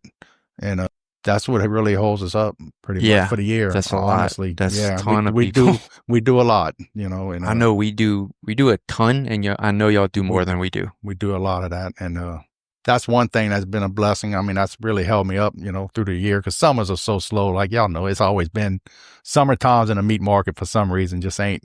Yeah, it ain't great. Yeah, it's weird how that is. A lot of people think, oh, summer, man, people grilling. No, people ain't grilling in the summer. You grilling in the winter, in the fall, on football. On TV, they grill in the summer. Yeah, in the mountains of Montana. Yeah. Not here. No. You got to be crazy. We eating snowballs in the summer. Yeah. Do you remember who's your first, like, wholesale customer or like good deal? Yeah. The first time you're like, my first, nailed it. I'd have to go with Mr. Paul Nealing. He was just a distributor of snacks, and just got with him, and he was I guess if you want to know, my first one. Yeah. He was big enough. He was getting a few $100 pounds a week. Right. And that was good, and he was steady. It was steady, but I never knew, but there's such a thing as distributor wars. Did you know that? Where they kind of fight for your business? They would fight amongst each other. If you go in their store and try to sell the same product, that's a problem. And boy, I didn't know that until I was in the middle of it, and like, oh, and they would get me involved. Like, hold on, man. I'm just selling. I don't know which stores he's going. Now, I do tell them. I always did tell all my distributors, if you see the jerky in the store, don't go in there and try to cut him. Right. It's respect. Yeah. It should be a mutual respect, but apparently it ain't like that. It's cutthroat. Yeah. So, and I really don't want to name names, but there was two of them in particular that were, I mean, look, like if they'd have met up in my store at the same time, we was like, I didn't know if I wanted that to happen or not, or if I didn't want it to happen, but I said, boy, it's going to be good if they ever walk in here at the same time. and I'd have to hear it from both of them. Like, I said, dude, I can't babysit. I can't do more than tell them. Yeah. Y'all got to know y'all got to know y'all areas, so y'all got to work it out, not me. And the funny thing, them two guys, they both died within like a week or two apart. They both passed away. A good while back, probably 8-9 years now. But yeah, one passed away, and about 2 weeks later, so I lost two distributors and within a month. So that kind of hurt a little bit. But no, someone did eventually take the route over. And so I picked that back up fairly quick. And the other one, I picked someone up. It just took a little while. Does it work? Does the wholesale route work like you thought it worked? The workings of it and the I guess the business side of it. I think it probably did, but man, it's very competitive. I know. I mean, you got to crunch your numbers tight, man, because you got the middleman, got to make money. I got to make money. And then the final store got to make money. So you got Right. 3 hands in it. Well, the other thing is the commitment that it is to make a deal is nothing like a deal across the counter where it's one time. You come back tomorrow, my price can be different, and that's okay. Yeah. But when you make a deal wholesale, Yeah. you really got to nail it. You got to, like, if you need a price increase, like when we get our meat from our wholesales, we don't get a warning. No. Right? Right. Well, these guys, you know, you got to give them like 2-3 weeks, for a month sometimes. Hey, look, we're going to have a price increase. And that's just the way it is. And that was tough. But like, you know, like like I didn't think about, you know, you got 3 hands in the pot to make, like, y'all retail, that's a final sale. That's a final point of sale. Where me, I'm selling, okay, now he's going to go sell it to somebody who's going to sell it again. Yeah. So now you see the jerky on the shelf for $12, $15 a pack. I'm like, oh no, you know, a little small pack, not a big pack. Right. I'm like, oh my God. But it's out of your hands at that point. They buying it. Yeah. They're still buying it. The man. But so you gotta edit another part I know was a big difference is dealing with the USDA. Oh my God. And just that was tough. The extra stress of that, you know, so a lot. So yeah, if you distributing wholesale, you have to have a U.S. or state or U.S. inspection. Yeah. So state being if you want to just sell inside your state of Louisiana, that would be state. I went federal. That way you can go outside of Louisiana. Yeah. I said, why just stop at the state line? So I did federal, which is USDA. But that means you have to have an inspector on site. Well, they have like an office, right? Oh yeah, you got to build them an office. You build them a nice office, a minimum size. They tell you how big it got to be. And what do they do? There, not much. They don't do much. Not much. It's a lot of paperwork. But you have to. That's the only way to do it. You have to do it. It's a lot of paperwork. Oh, Shane, it's a lot of log keeping, time and temperatures, and I had to learn a lot. Like when I started looking into it, I said, man, I thought I knew something about jerky, which we do, but not according to them. Not the way they want you to know it. You know, they want you to apply humidity to it. And it doesn't seem like that would be right to apply humidity to something that's drying. But it's some case they had, I think, in New Mexico in the mountains when a high elevation, someone got sick from botulism. And it has to do with the elevation and the humidity. Anyway, it's a mess. So, I mean, I worked through all that. I had to trying to tweak my smokehouses out. It's hard enough to get that even close. So that's just one thing. But yeah, that was a trick. That was hard. Right. And it's an uncontrollable. It's something you just cannot. Then you can get bad inspectors and it could absolutely ruin your life. You know. Yeah. I had some pretty bad experiences with that. I could tell you one right quick. And there's nothing you can do. There's nothing I can do. You know, I'm fighting the federal government. So just for instance, just one that stands out and that still irks me today. We have in deer snack sticks, the deer sticks, pre-packed. They already vacuum packed. We was in the packing room and we had jerky. We had unloaded some jerky.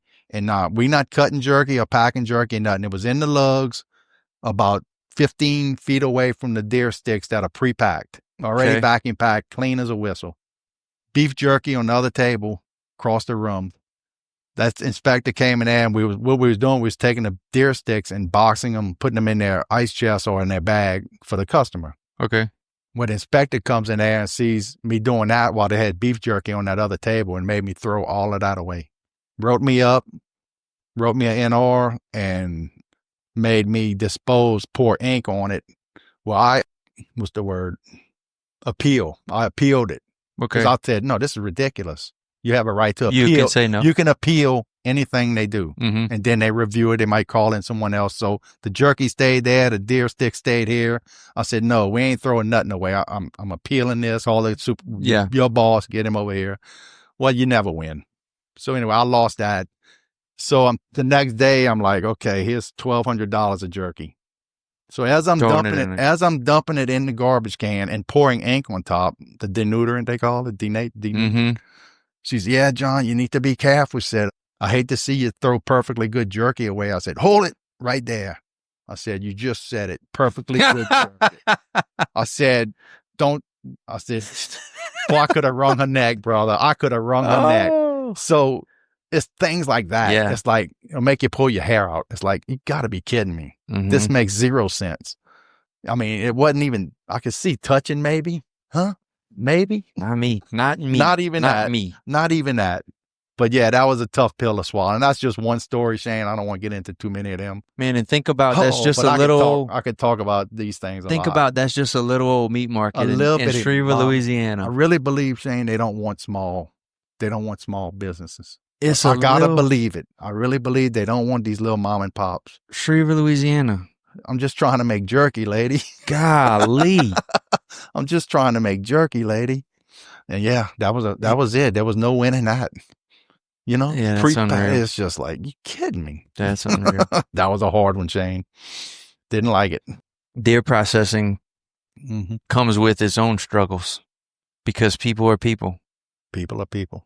And people want things certain ways, and you can give it to them that way, and then they still not happy. And just like any other service business, you do your best. But deer people, hunters, South Louisiana hunters are well, they're a certain way. Well, and you can try what you try, and you just do what you can. You do what you can. Yeah, I mean, yep. You know, it's funny.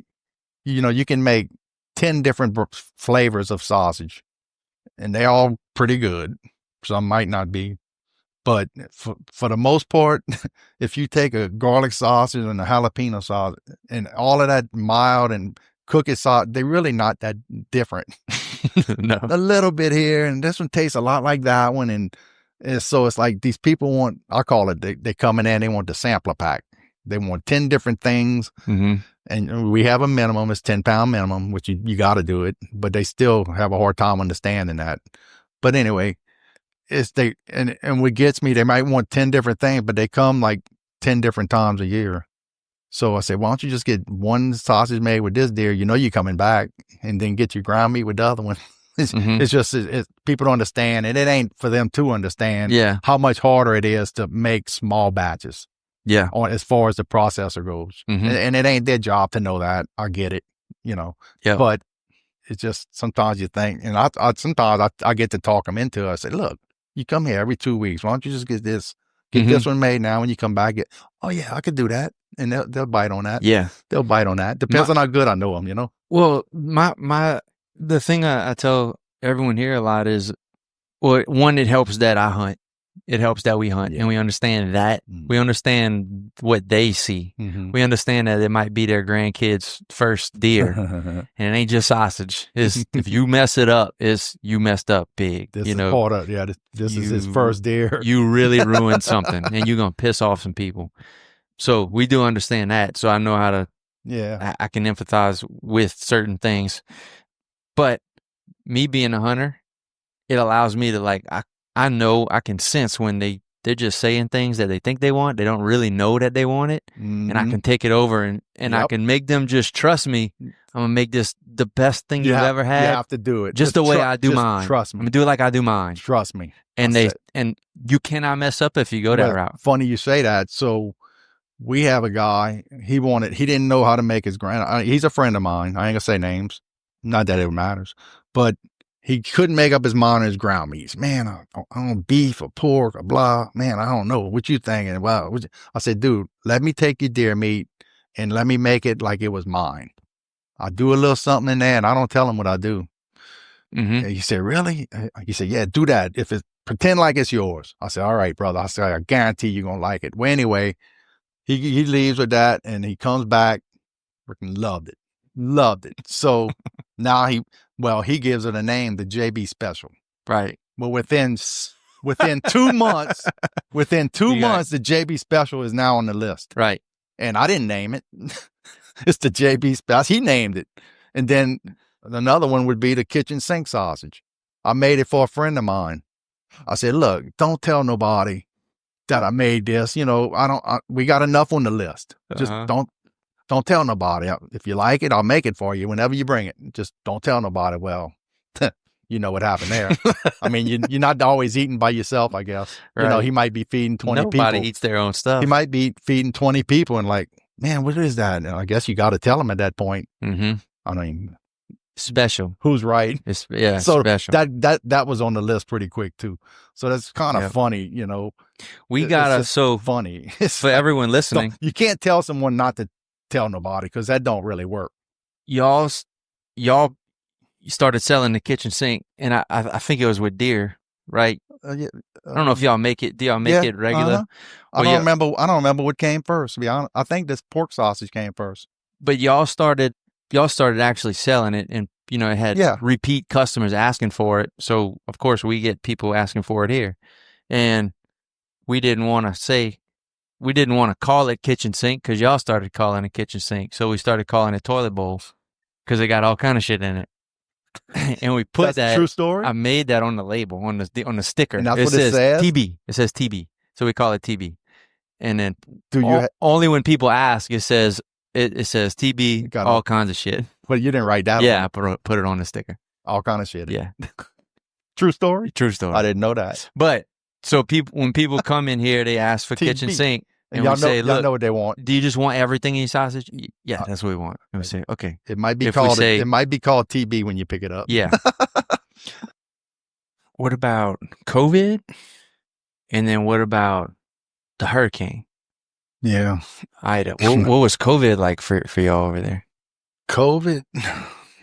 I don't think it was as bad as, not like, you know, when you're a food place, it's a necessity, what they call essential business for one. I know we had trouble getting a few things, but we managed. Well, getting product wasn't great. What about for your wholesale side? Wholesale, were they like? No, it didn't affect it. Just kept flowing. And Shane, you know, my retail business is nothing like this. Mm-hmm. You know, I get a few people in there. Let's see, when's the hurricanes? Around August, September. Mm-hmm. So we're not the busiest place in the world to start with. Mm-hmm. So we might have lost a little on the retail end, but I don't remember it being terrible. Yeah. I really don't. Now, hurricanes, you know, it's funny. Let's talk about hurricanes again. So I'm going to back up to 2008 when I opened my business. Was it Gustav? Hurricanes were coming in twos. Yeah. We had Katrina and Rita.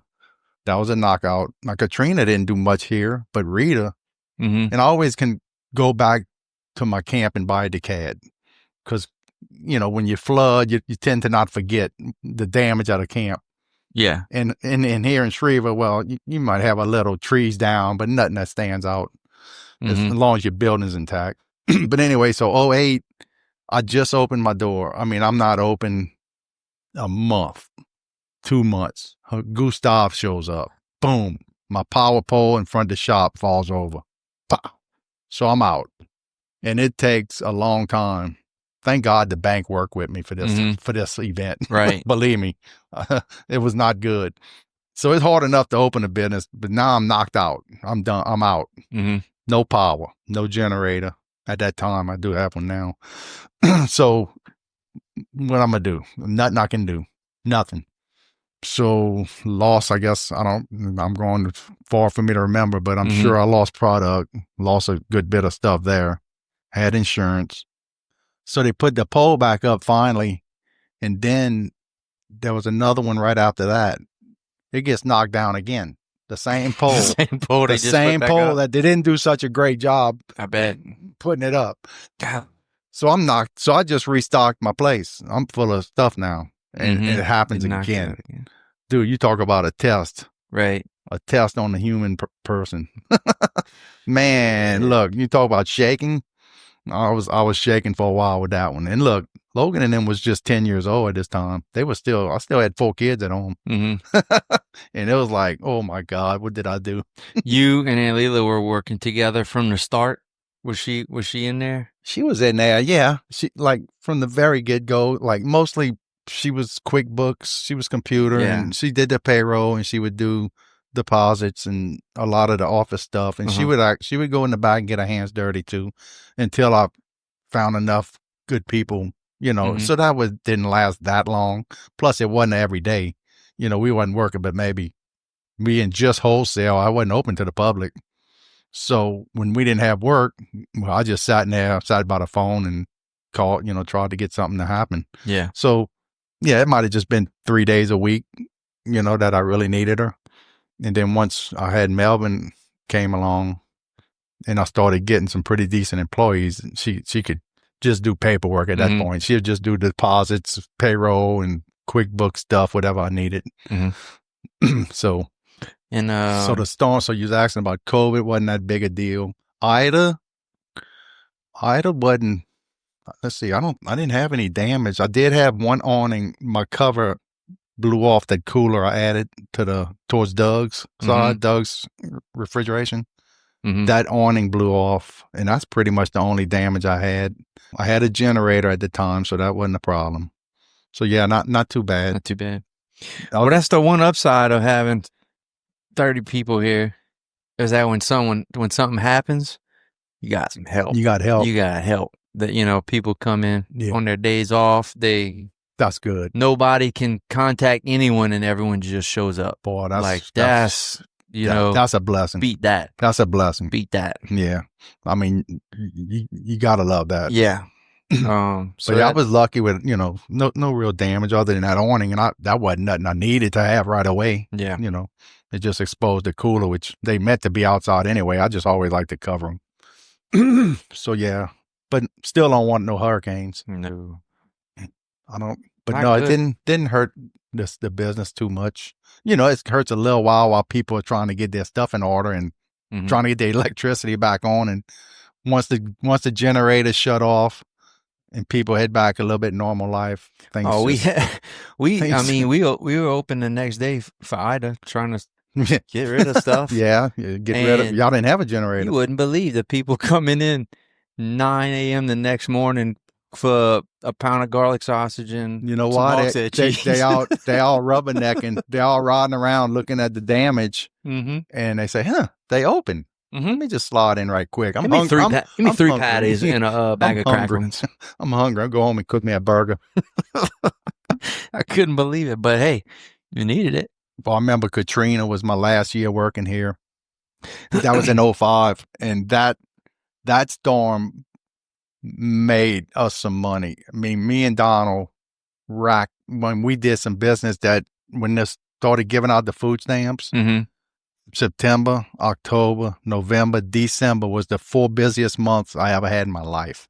When I tell you, people would come in, if they say, I want some pork chops, you go in the cooler, you grab the loin. Whatever you came out with, 9 out of 10 times, they say, just slice it all. Come out with a rib rack. How many? Or just cut it all. I mean, it was just, that was some work. Now that was the busiest time of my life. And it was good. Money was good, but boy, it put some work on us. Yeah. But boy, look, we weren't ready for it. We didn't know. Out of nowhere, and then we was driving, Scariano got knocked out. That's what Scariano used to be in East New Orleans in Dowman Road. Am I thinking right? Is that around Chalmette? East New Orleans, and they got tore up. So they out. Yeah. Scariano's gone. So now we found F. Christiana in Baton Rouge, but we had to go get it. Yeah. So me and Donald leave 5 a.m, maybe not every day, but as needed, we would, we had to go get it ourselves for a while. And I don't know why they weren't delivering. Maybe they only came to Thibodaux once or twice a week and it wasn't enough. And then, well, heck, we would go buy it and it was gone the same day. They were just buying. There was people going berserk and like restocking their freezers. And boy, let me tell you, that I'll never forget it. So that's how I went out with a bang now. Yes, indeed. That was good. Did y'all started online right away or you waited a little while? No, right away. And how is that? Is that didn't do good? Didn't really pick up much? Didn't do much. Not compared to here. Yeah. But, and like I said, I never really wanted to compete with a 140-year-old business. Yeah. And the product's different. The jerky's different. I mean, I got them commercial ovens and they make me take the moisture out of it. There's a lot. There's a lot changed. Little market in Shriever. And the little things I couldn't control, it just didn't work out I guess I thought I could have got the product a little bit closer, but them commercial smokers just don't put out the smoke. I think they can't create enough smoke because so many blowers blowing on the meat. I think just dries it up. I mean, it's still decent, but it ain't quite. It ain't the same. It ain't that same. But it's just a shame that that's not something that we get to decide. Somebody else decides that for us. It's ridiculous. I could tell you another story. USDA. I'm gonna stop after this one. The USDA. So I made a batch of jerky. I think I made 1 or 2 batches. My first, maybe I might be on my second batch. Well, I ain't gonna mention nobody's names, but he's an enforcement guy for the USDA. Anyway, he calls me up. We had just loaded the smoker. We racked all the jerky, rolled it in. The phone rings. It's him. Hey, John, I'm such and such. When you plan on start producing jerky? I said, well, shoot, I'm on my second batch. Oh, I'm in Baton Rouge. Hold up, don't do nothing. I'm on my way. I'm like, what? Got a siren on his what? truck. This is his Super Bowl, I guess. Oh, Here he comes. Dude. He gets there, and I read so if you make jerky on that scale, USDA's lethal, there's about 8 different methods you can make it that they say you can make it. Let's put it that way. But one of them is applying 90% humidity. And that was one I said I'll never use that. So I found the one that I liked that made it closest that I wanted it to be. So he gets there and he said, no, in his mind, he said it has to be at 90%. I said, Mr. I don't want to say his name. I said, sir, it's going to ruin the whole batch. It's not going to work. He wanted 90% humidity. I said, there's going to be water running out the smokehouse. No. Well, he made me do it, dude. I was so mad. I sent all my people home. I said, y'all just go. I'm going to deal with this. Well, like I said, after that, the jerky comes out. It looks like mud. And felt like mud. Limp. Yeah. I'm like, here you go. And I don't want to say his name. I said, look what you made me do. $2,500 down the drain. Thank you, sir. Appreciate now what? Y'all. Well, I said, there you go. I said, and I showed him, I said, dude, here are all the ways it's written right here. All the different, I can't find the word I'm looking for. Procedures or methods that you can pick to make it shelf stable. Okay. And he said, nope, 90% humidity. I said, oh my God. So yeah. So I did it that one time, and then I don't remember. He probably, I don't remember too much about it. I was so mad, but anyway, we got it straight. I'm like, after we ruined the batch. So yeah. He probably had a badge and everything, huh? He does have a badge. He been here before. He been here. He don't wear the badge. He been here. He don't wear the badge in your shop. He can't know. He came here even before I left. I remember the guy. He was something. I think I was selling jerky to Falgo Canal Marina before from here. Okay. And somebody, I think one of the vendors saw that I didn't have the USDA, and they ratted on us. Anyway, he just went pull up because Jeremy called me, John, they pulling all that jerky off the shelf. I said, all right, Jeremy. I said, kind of don't surprise me, but just, we'll deal with it. So I never thought about that, but it's not just them. It's the vendor. It's the distributors trying to dog each other. They're trying to find things that are wrong with that other distributor. If they want to get in Falgo Canal, they go look at a package that's not theirs, and they'll try to find a way to get it out. Well, I wasn't using a distributor, but still, we were selling jerky, and they sold jerky. Yeah. And their jerky sales probably started going down, and said, oh, Bourgeois, they ain't no. And then they got on the phone. It's like, all right, y'all got me. But I knew it was going to happen. Yeah. I mean, that ain't the first time me and Donald got caught doing that, But this little slap on the hand and say, we just act like we didn't know. Oh, I'm sorry. So Blake and Logan's been there for how long? Logan told me the other day, 10 years. I'm like, what? 10? I'm like, really? But it makes sense. Yeah. He's almost 30. Yeah. And he didn't work nowhere else. Yeah. So 10 years, and I guess Blake, probably not far behind him. Right. Did Blake went work with Tony Fontenot's son, Lee. He had a hydroponic lettuce farm. You knew that? On 311. Yeah. So Blake went there for a little while, but he stayed maybe not even a year. And then I think he might have came to me right after that. So Blake Blake's probably 8 years as well, 7, 8 years. So Now, kind of like me and Donald, did they you kind give them of they grew up in it. Did you give them the pawpaw treatment when you left? Did you say, "Here you go, figure it out"? I mean, but I mean, it ain't like they didn't know what they were doing. Yeah.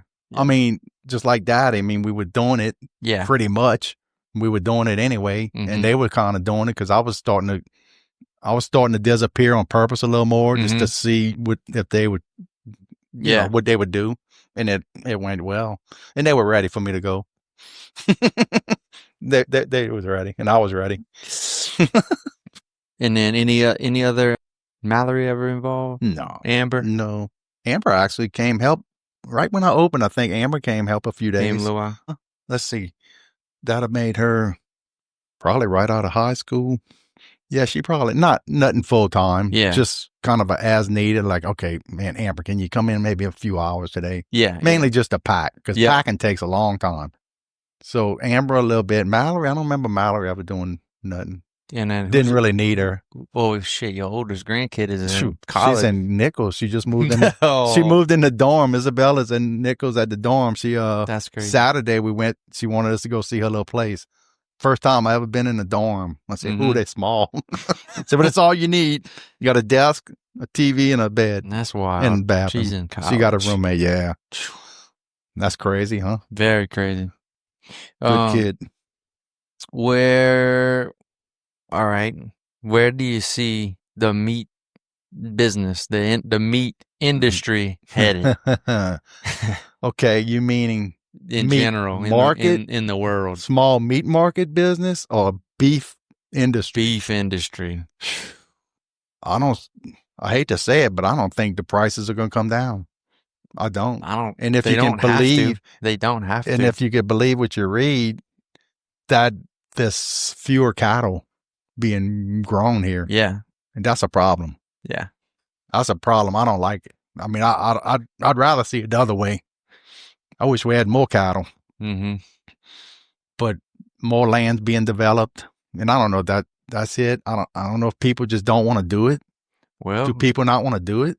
Shit. I mean, if there was no one watching over your shoulder and you're a little farm in Raceland, right? And you didn't have someone all in your business and telling you what to do, I bet a lot of these families would have kept their farms. That's a fact.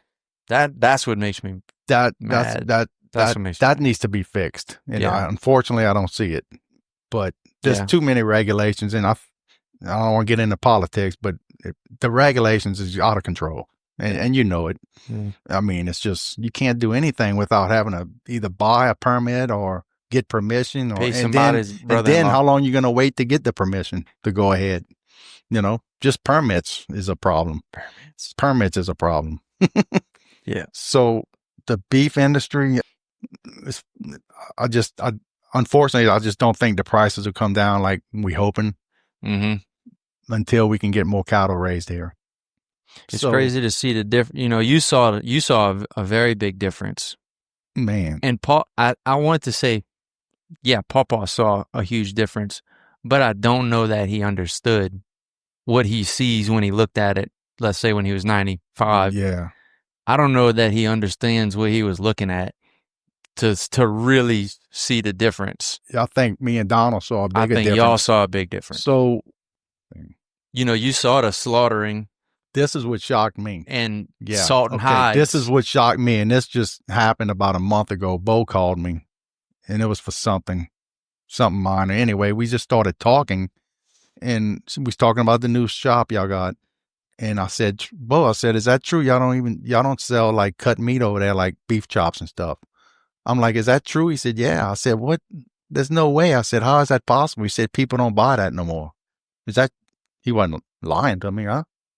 I mean, dude, we used to sell so much meat like that, beef chops and gravy steaks. And he said, it's not. It is a dying thing. I mean, dude, I'm like, I was shocked. I mean, when he told me that, I was utterly shocked because Logan had mentioned it to me. I really didn't believe him. Yeah, it's a dying thing. I was heartbroken, dude. I was like, dude, how is that even real? Well, if we stop, we still do it here. And I say it's popular. It's not. We might go through a calf a week. Wow, You know what I mean? Dude, That's that not a lot of makes meat. no sense That's to not me a lot of meat. compared to, because I was here Right. when we was doing Yeah. 7 head a week. That's just to sell out the front door. And then we had a few people that would raise their own. Yeah. So we was able to cut them. So you add in unbelievable 7 more stores in Thibodaux where you can get not just that you can get that, but convenience. you can get a piece of meat for cheaper. It doesn't matter what it is. It's just a piece. You can go get some shrimp or some chicken for 99 cents a pound, however the hell they do that. And it's a one-stop. It's a one-stop. You ain't got to go out your way to go get you some beef chops over here. So it's almost like even the people that are buying that, it's almost like it's a luxury item to buy some like they're like, I'm going to get my luxury. I'm going to splurge on some hand cut, cut in front of me with bones. Yes. And you don't see many bones in supermarkets. No. So they don't do it over there. We're holding on to it. Man, that broke my heart. It's not something we're going to get rid of. Man, that broke my heart. Now, if we got rid of that, I think it would be gone. It would die in the area. So I don't think there's any other place that. No, there's really not. I don't think so.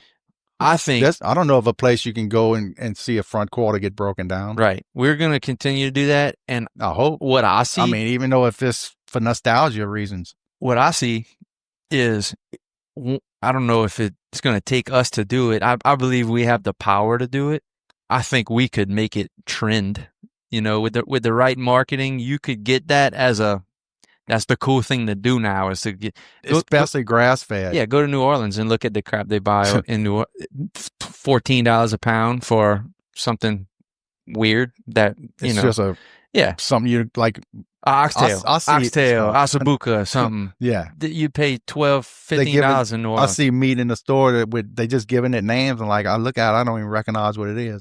And I cut whole cows down for 20 years of my life, and exactly. This is a cut of meat from where now? Where that comes from? As long as you can call it something, give it a name, and you let somebody take a cool video cooking it, you'll have Thibodaux turned on the chuck chops. I remember Daddy. You can do it. Yeah, I think you're right. I remember Daddy one time, he tried giving some meat a name. I think he called it a L1 steer. He gave it this crazy name. It was a bunch of baloney, but nobody knew that. He said he couldn't keep it. We have L1 steer. It's proven. It's proven. For this price or buy it by the half. I don't know. He sold it both ways, but he said it was crazy. It worked. He just gave it a name. Yep. Like, people like to be fooled sometimes, I think. Or they like to be convinced. Convinced. Good word. I don't know. But boy, that broke my heart, man. I'm like, you kidding me? Yep. Man. And it is something that's very special. And man, we're not going to get rid of it. I told Logan, if you ask me what I miss most about working here, I would tell you breaking down quarters and cutting number 7s and rib chops. And I really enjoyed it, especially a good piece of meat that cuts good with a sharp blade and deboning cows. I miss all that. It's engaging too. I miss all that because you're thinking. Yeah, it's not just. And I love working with my hands. You're thinking about, and it's the one thing that allows like a little bit of art. And I think the customers liked it. Customers love. That's what I love. They used to love watching us debone, and I used to love when somebody. I bet you people don't ask for dobes no more. You know what a dobe? You know what a dobe? A dobe, a beef round steak. It's the round steak. I hadn't heard it in probably 5 years. It was a little old lady. Beef dobe. She comes for Christmas, and that's what she wants. Well, I used to cut them by hand. I could have went on the saw, but man, they so pretty with a knife cut with the hand saw, and I know they loved it. I know the customer loved it. And I didn't have to do it, but when you cut it with a knife, it just looks so pretty. I haven't heard that in so long. A dobe. That's a round steak cut, 2 inches thick. And don't ask me where the name comes from. But yeah, man, that's a shame. Where would you like to see Blake and Logan? What direction would you like to see them head with the smokehouse? Boy, that's a tricky question there. I don't know where it can head. It's a very small building. I always thought we needed a salesman. I was not a salesman. And I needed to be. I had to do it a little bit, but I never liked it. And I approached a few what they called food brokers. None of them impressed me at all. Right. I didn't hire them because I just it didn't feel right. too many promises. It just didn't feel right, and too much. They talk too much. So anyway, I really think that place could use a salesman just to see, because we never really reached a maximum output on nothing. Right. You know, it just kind of is stagnant. To be honest with you, it's a little stagnant. And somebody to do a little convincing, just to see if they can stir up some sales, because it's a wide open place. It ain't, you know, we just basically local. We're not really selling much out of state. I mean, I wonder what can happen if you would send someone out to. I would say Buc-ee's, but I think they got enough jerky at Buc-ee's. You been in them? Yeah. Oh, they got a lot. Oh, they got a lot. So yeah, I mean, and it's just some places jerky don't sell. Like supermarkets, I wouldn't put it in a supermarket. I don't find it would do good, because it's the price point. It's just a very expensive product now. Yeah. And now more than ever. It always was high, you know. Right. Whenever something's going to lose that much weight and takes that much labor, it's going to cost. But yeah, the beef prices on that meat we're using now is mind blowing. Yeah. Very mind blowing. Such a big jump. Man, let's say the last 10 years, it's like that was a huge, huge, huge jump. And maybe people don't realize it. They realize it with things like insurance, and they realize that it doubled, you know, after all the shenanigans. It doubled, if not more. But so did everything. So did meat, dude. And so did boxes, and so did plastic bags, and whatever. Some things 4 and 5x of what it was before COVID. And I'll tell you another thing that changed. What I find changed a lot too, and this just happened in the last few years, probably since COVID, is you better look at your meat invoices every week. Back in the 80s, we'd look at the price. Don't get me wrong, we wouldn't ignore them, but we wouldn't have price changes we'd go year. Sometimes we'd go over a year without having to move the prices on nothing. I can't say nothing. I'm sure something somewhere, but for the most part, it was smooth. It was okay. The prices are holding steady, you know, and sometimes they'd go up in the summer. Pork prices would go up in the summer, but not bad enough to make you do anything. But now, if you don't check your price, because I think I'd slipped up once by kind of sleeping on the job there. I wasn't checking out the price of some things. I'm like, holy moly, look what I'm doing here. Boom. I gotta make some changes here. So that, to me, that's one thing that has changed a lot. You better check your numbers. You know, you're going to be losing out. And it's a shame. I mean, you either go up or you go out of business. I mean, you can't feel bad about it. You don't want to go up, but you see that out or shut the doors, you know, and hopefully people understand, you know, you're not going up because everybody wants to make money, but you're not going up because you want to get a new truck. You're going up because you got to go up, you know. And you, as much as you would want to, and I think we used to be able to do it a lot more, is, all right, we'll eat the loss for 4 months. We know it's going to come back, and we're going to be okay. Now I'm not so sure it's coming back. Well, it'll come back down. I don't think it will. The other thing is like, all right, if we do that, that's pretty generous, and that could do a lot for the community, but no one else is doing it. They ain't doing it. And it ain't gonna pay the bills either for long. You might get away for a little while. Yeah. But man, it's hard, you know. It's tough. Yep. That's a big change, I do notice. Yep. All right. Anything left to pass down for, let's say Blake and Logan, as far as continuing to run that place and watch it grow, as far as advice, and let's say maybe relationship, their relationship. Yeah, well, that worries me too. But man, they seem to be getting along well. Yeah, I always wondered. That. It's always going to be something. I mean, it don't have to be siblings either. It might be harder being siblings and running something together. It probably is, but it's never easy with a partner. I mean, there's good times and bad, and there's good and bad, you know, both the ups and downs, you know. But I mean, I hope they can do it. I mean, it's small place, you know. It's not like it's a huge business. Okay, you go run this department.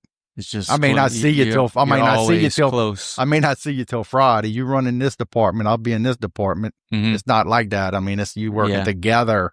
You're together. Yeah. So far so good. As advice wise, I mean, they got a long run to go. Yeah, maybe they can Both young. find something another little business or something they can maybe run together and one take one and the other take the other.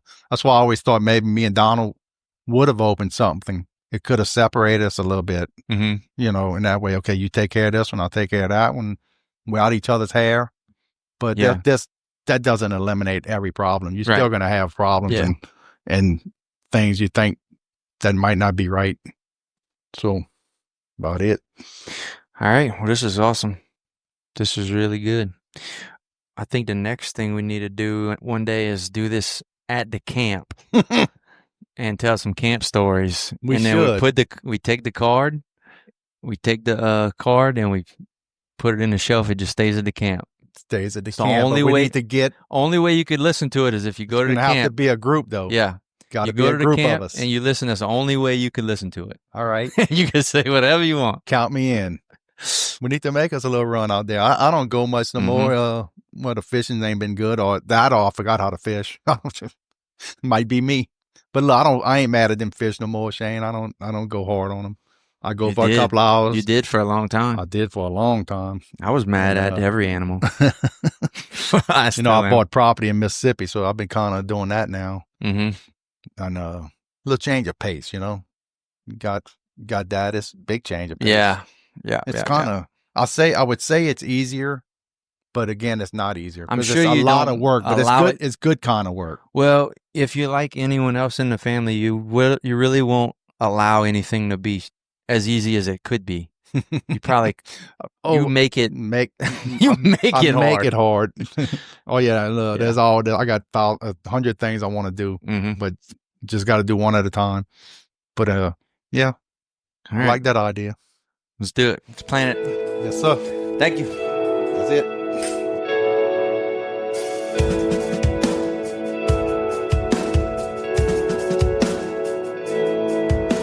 All right, that's it for this episode of the Miracles of Meat podcast. We ask that you share it with at least one person in your life that you think needs to hear it.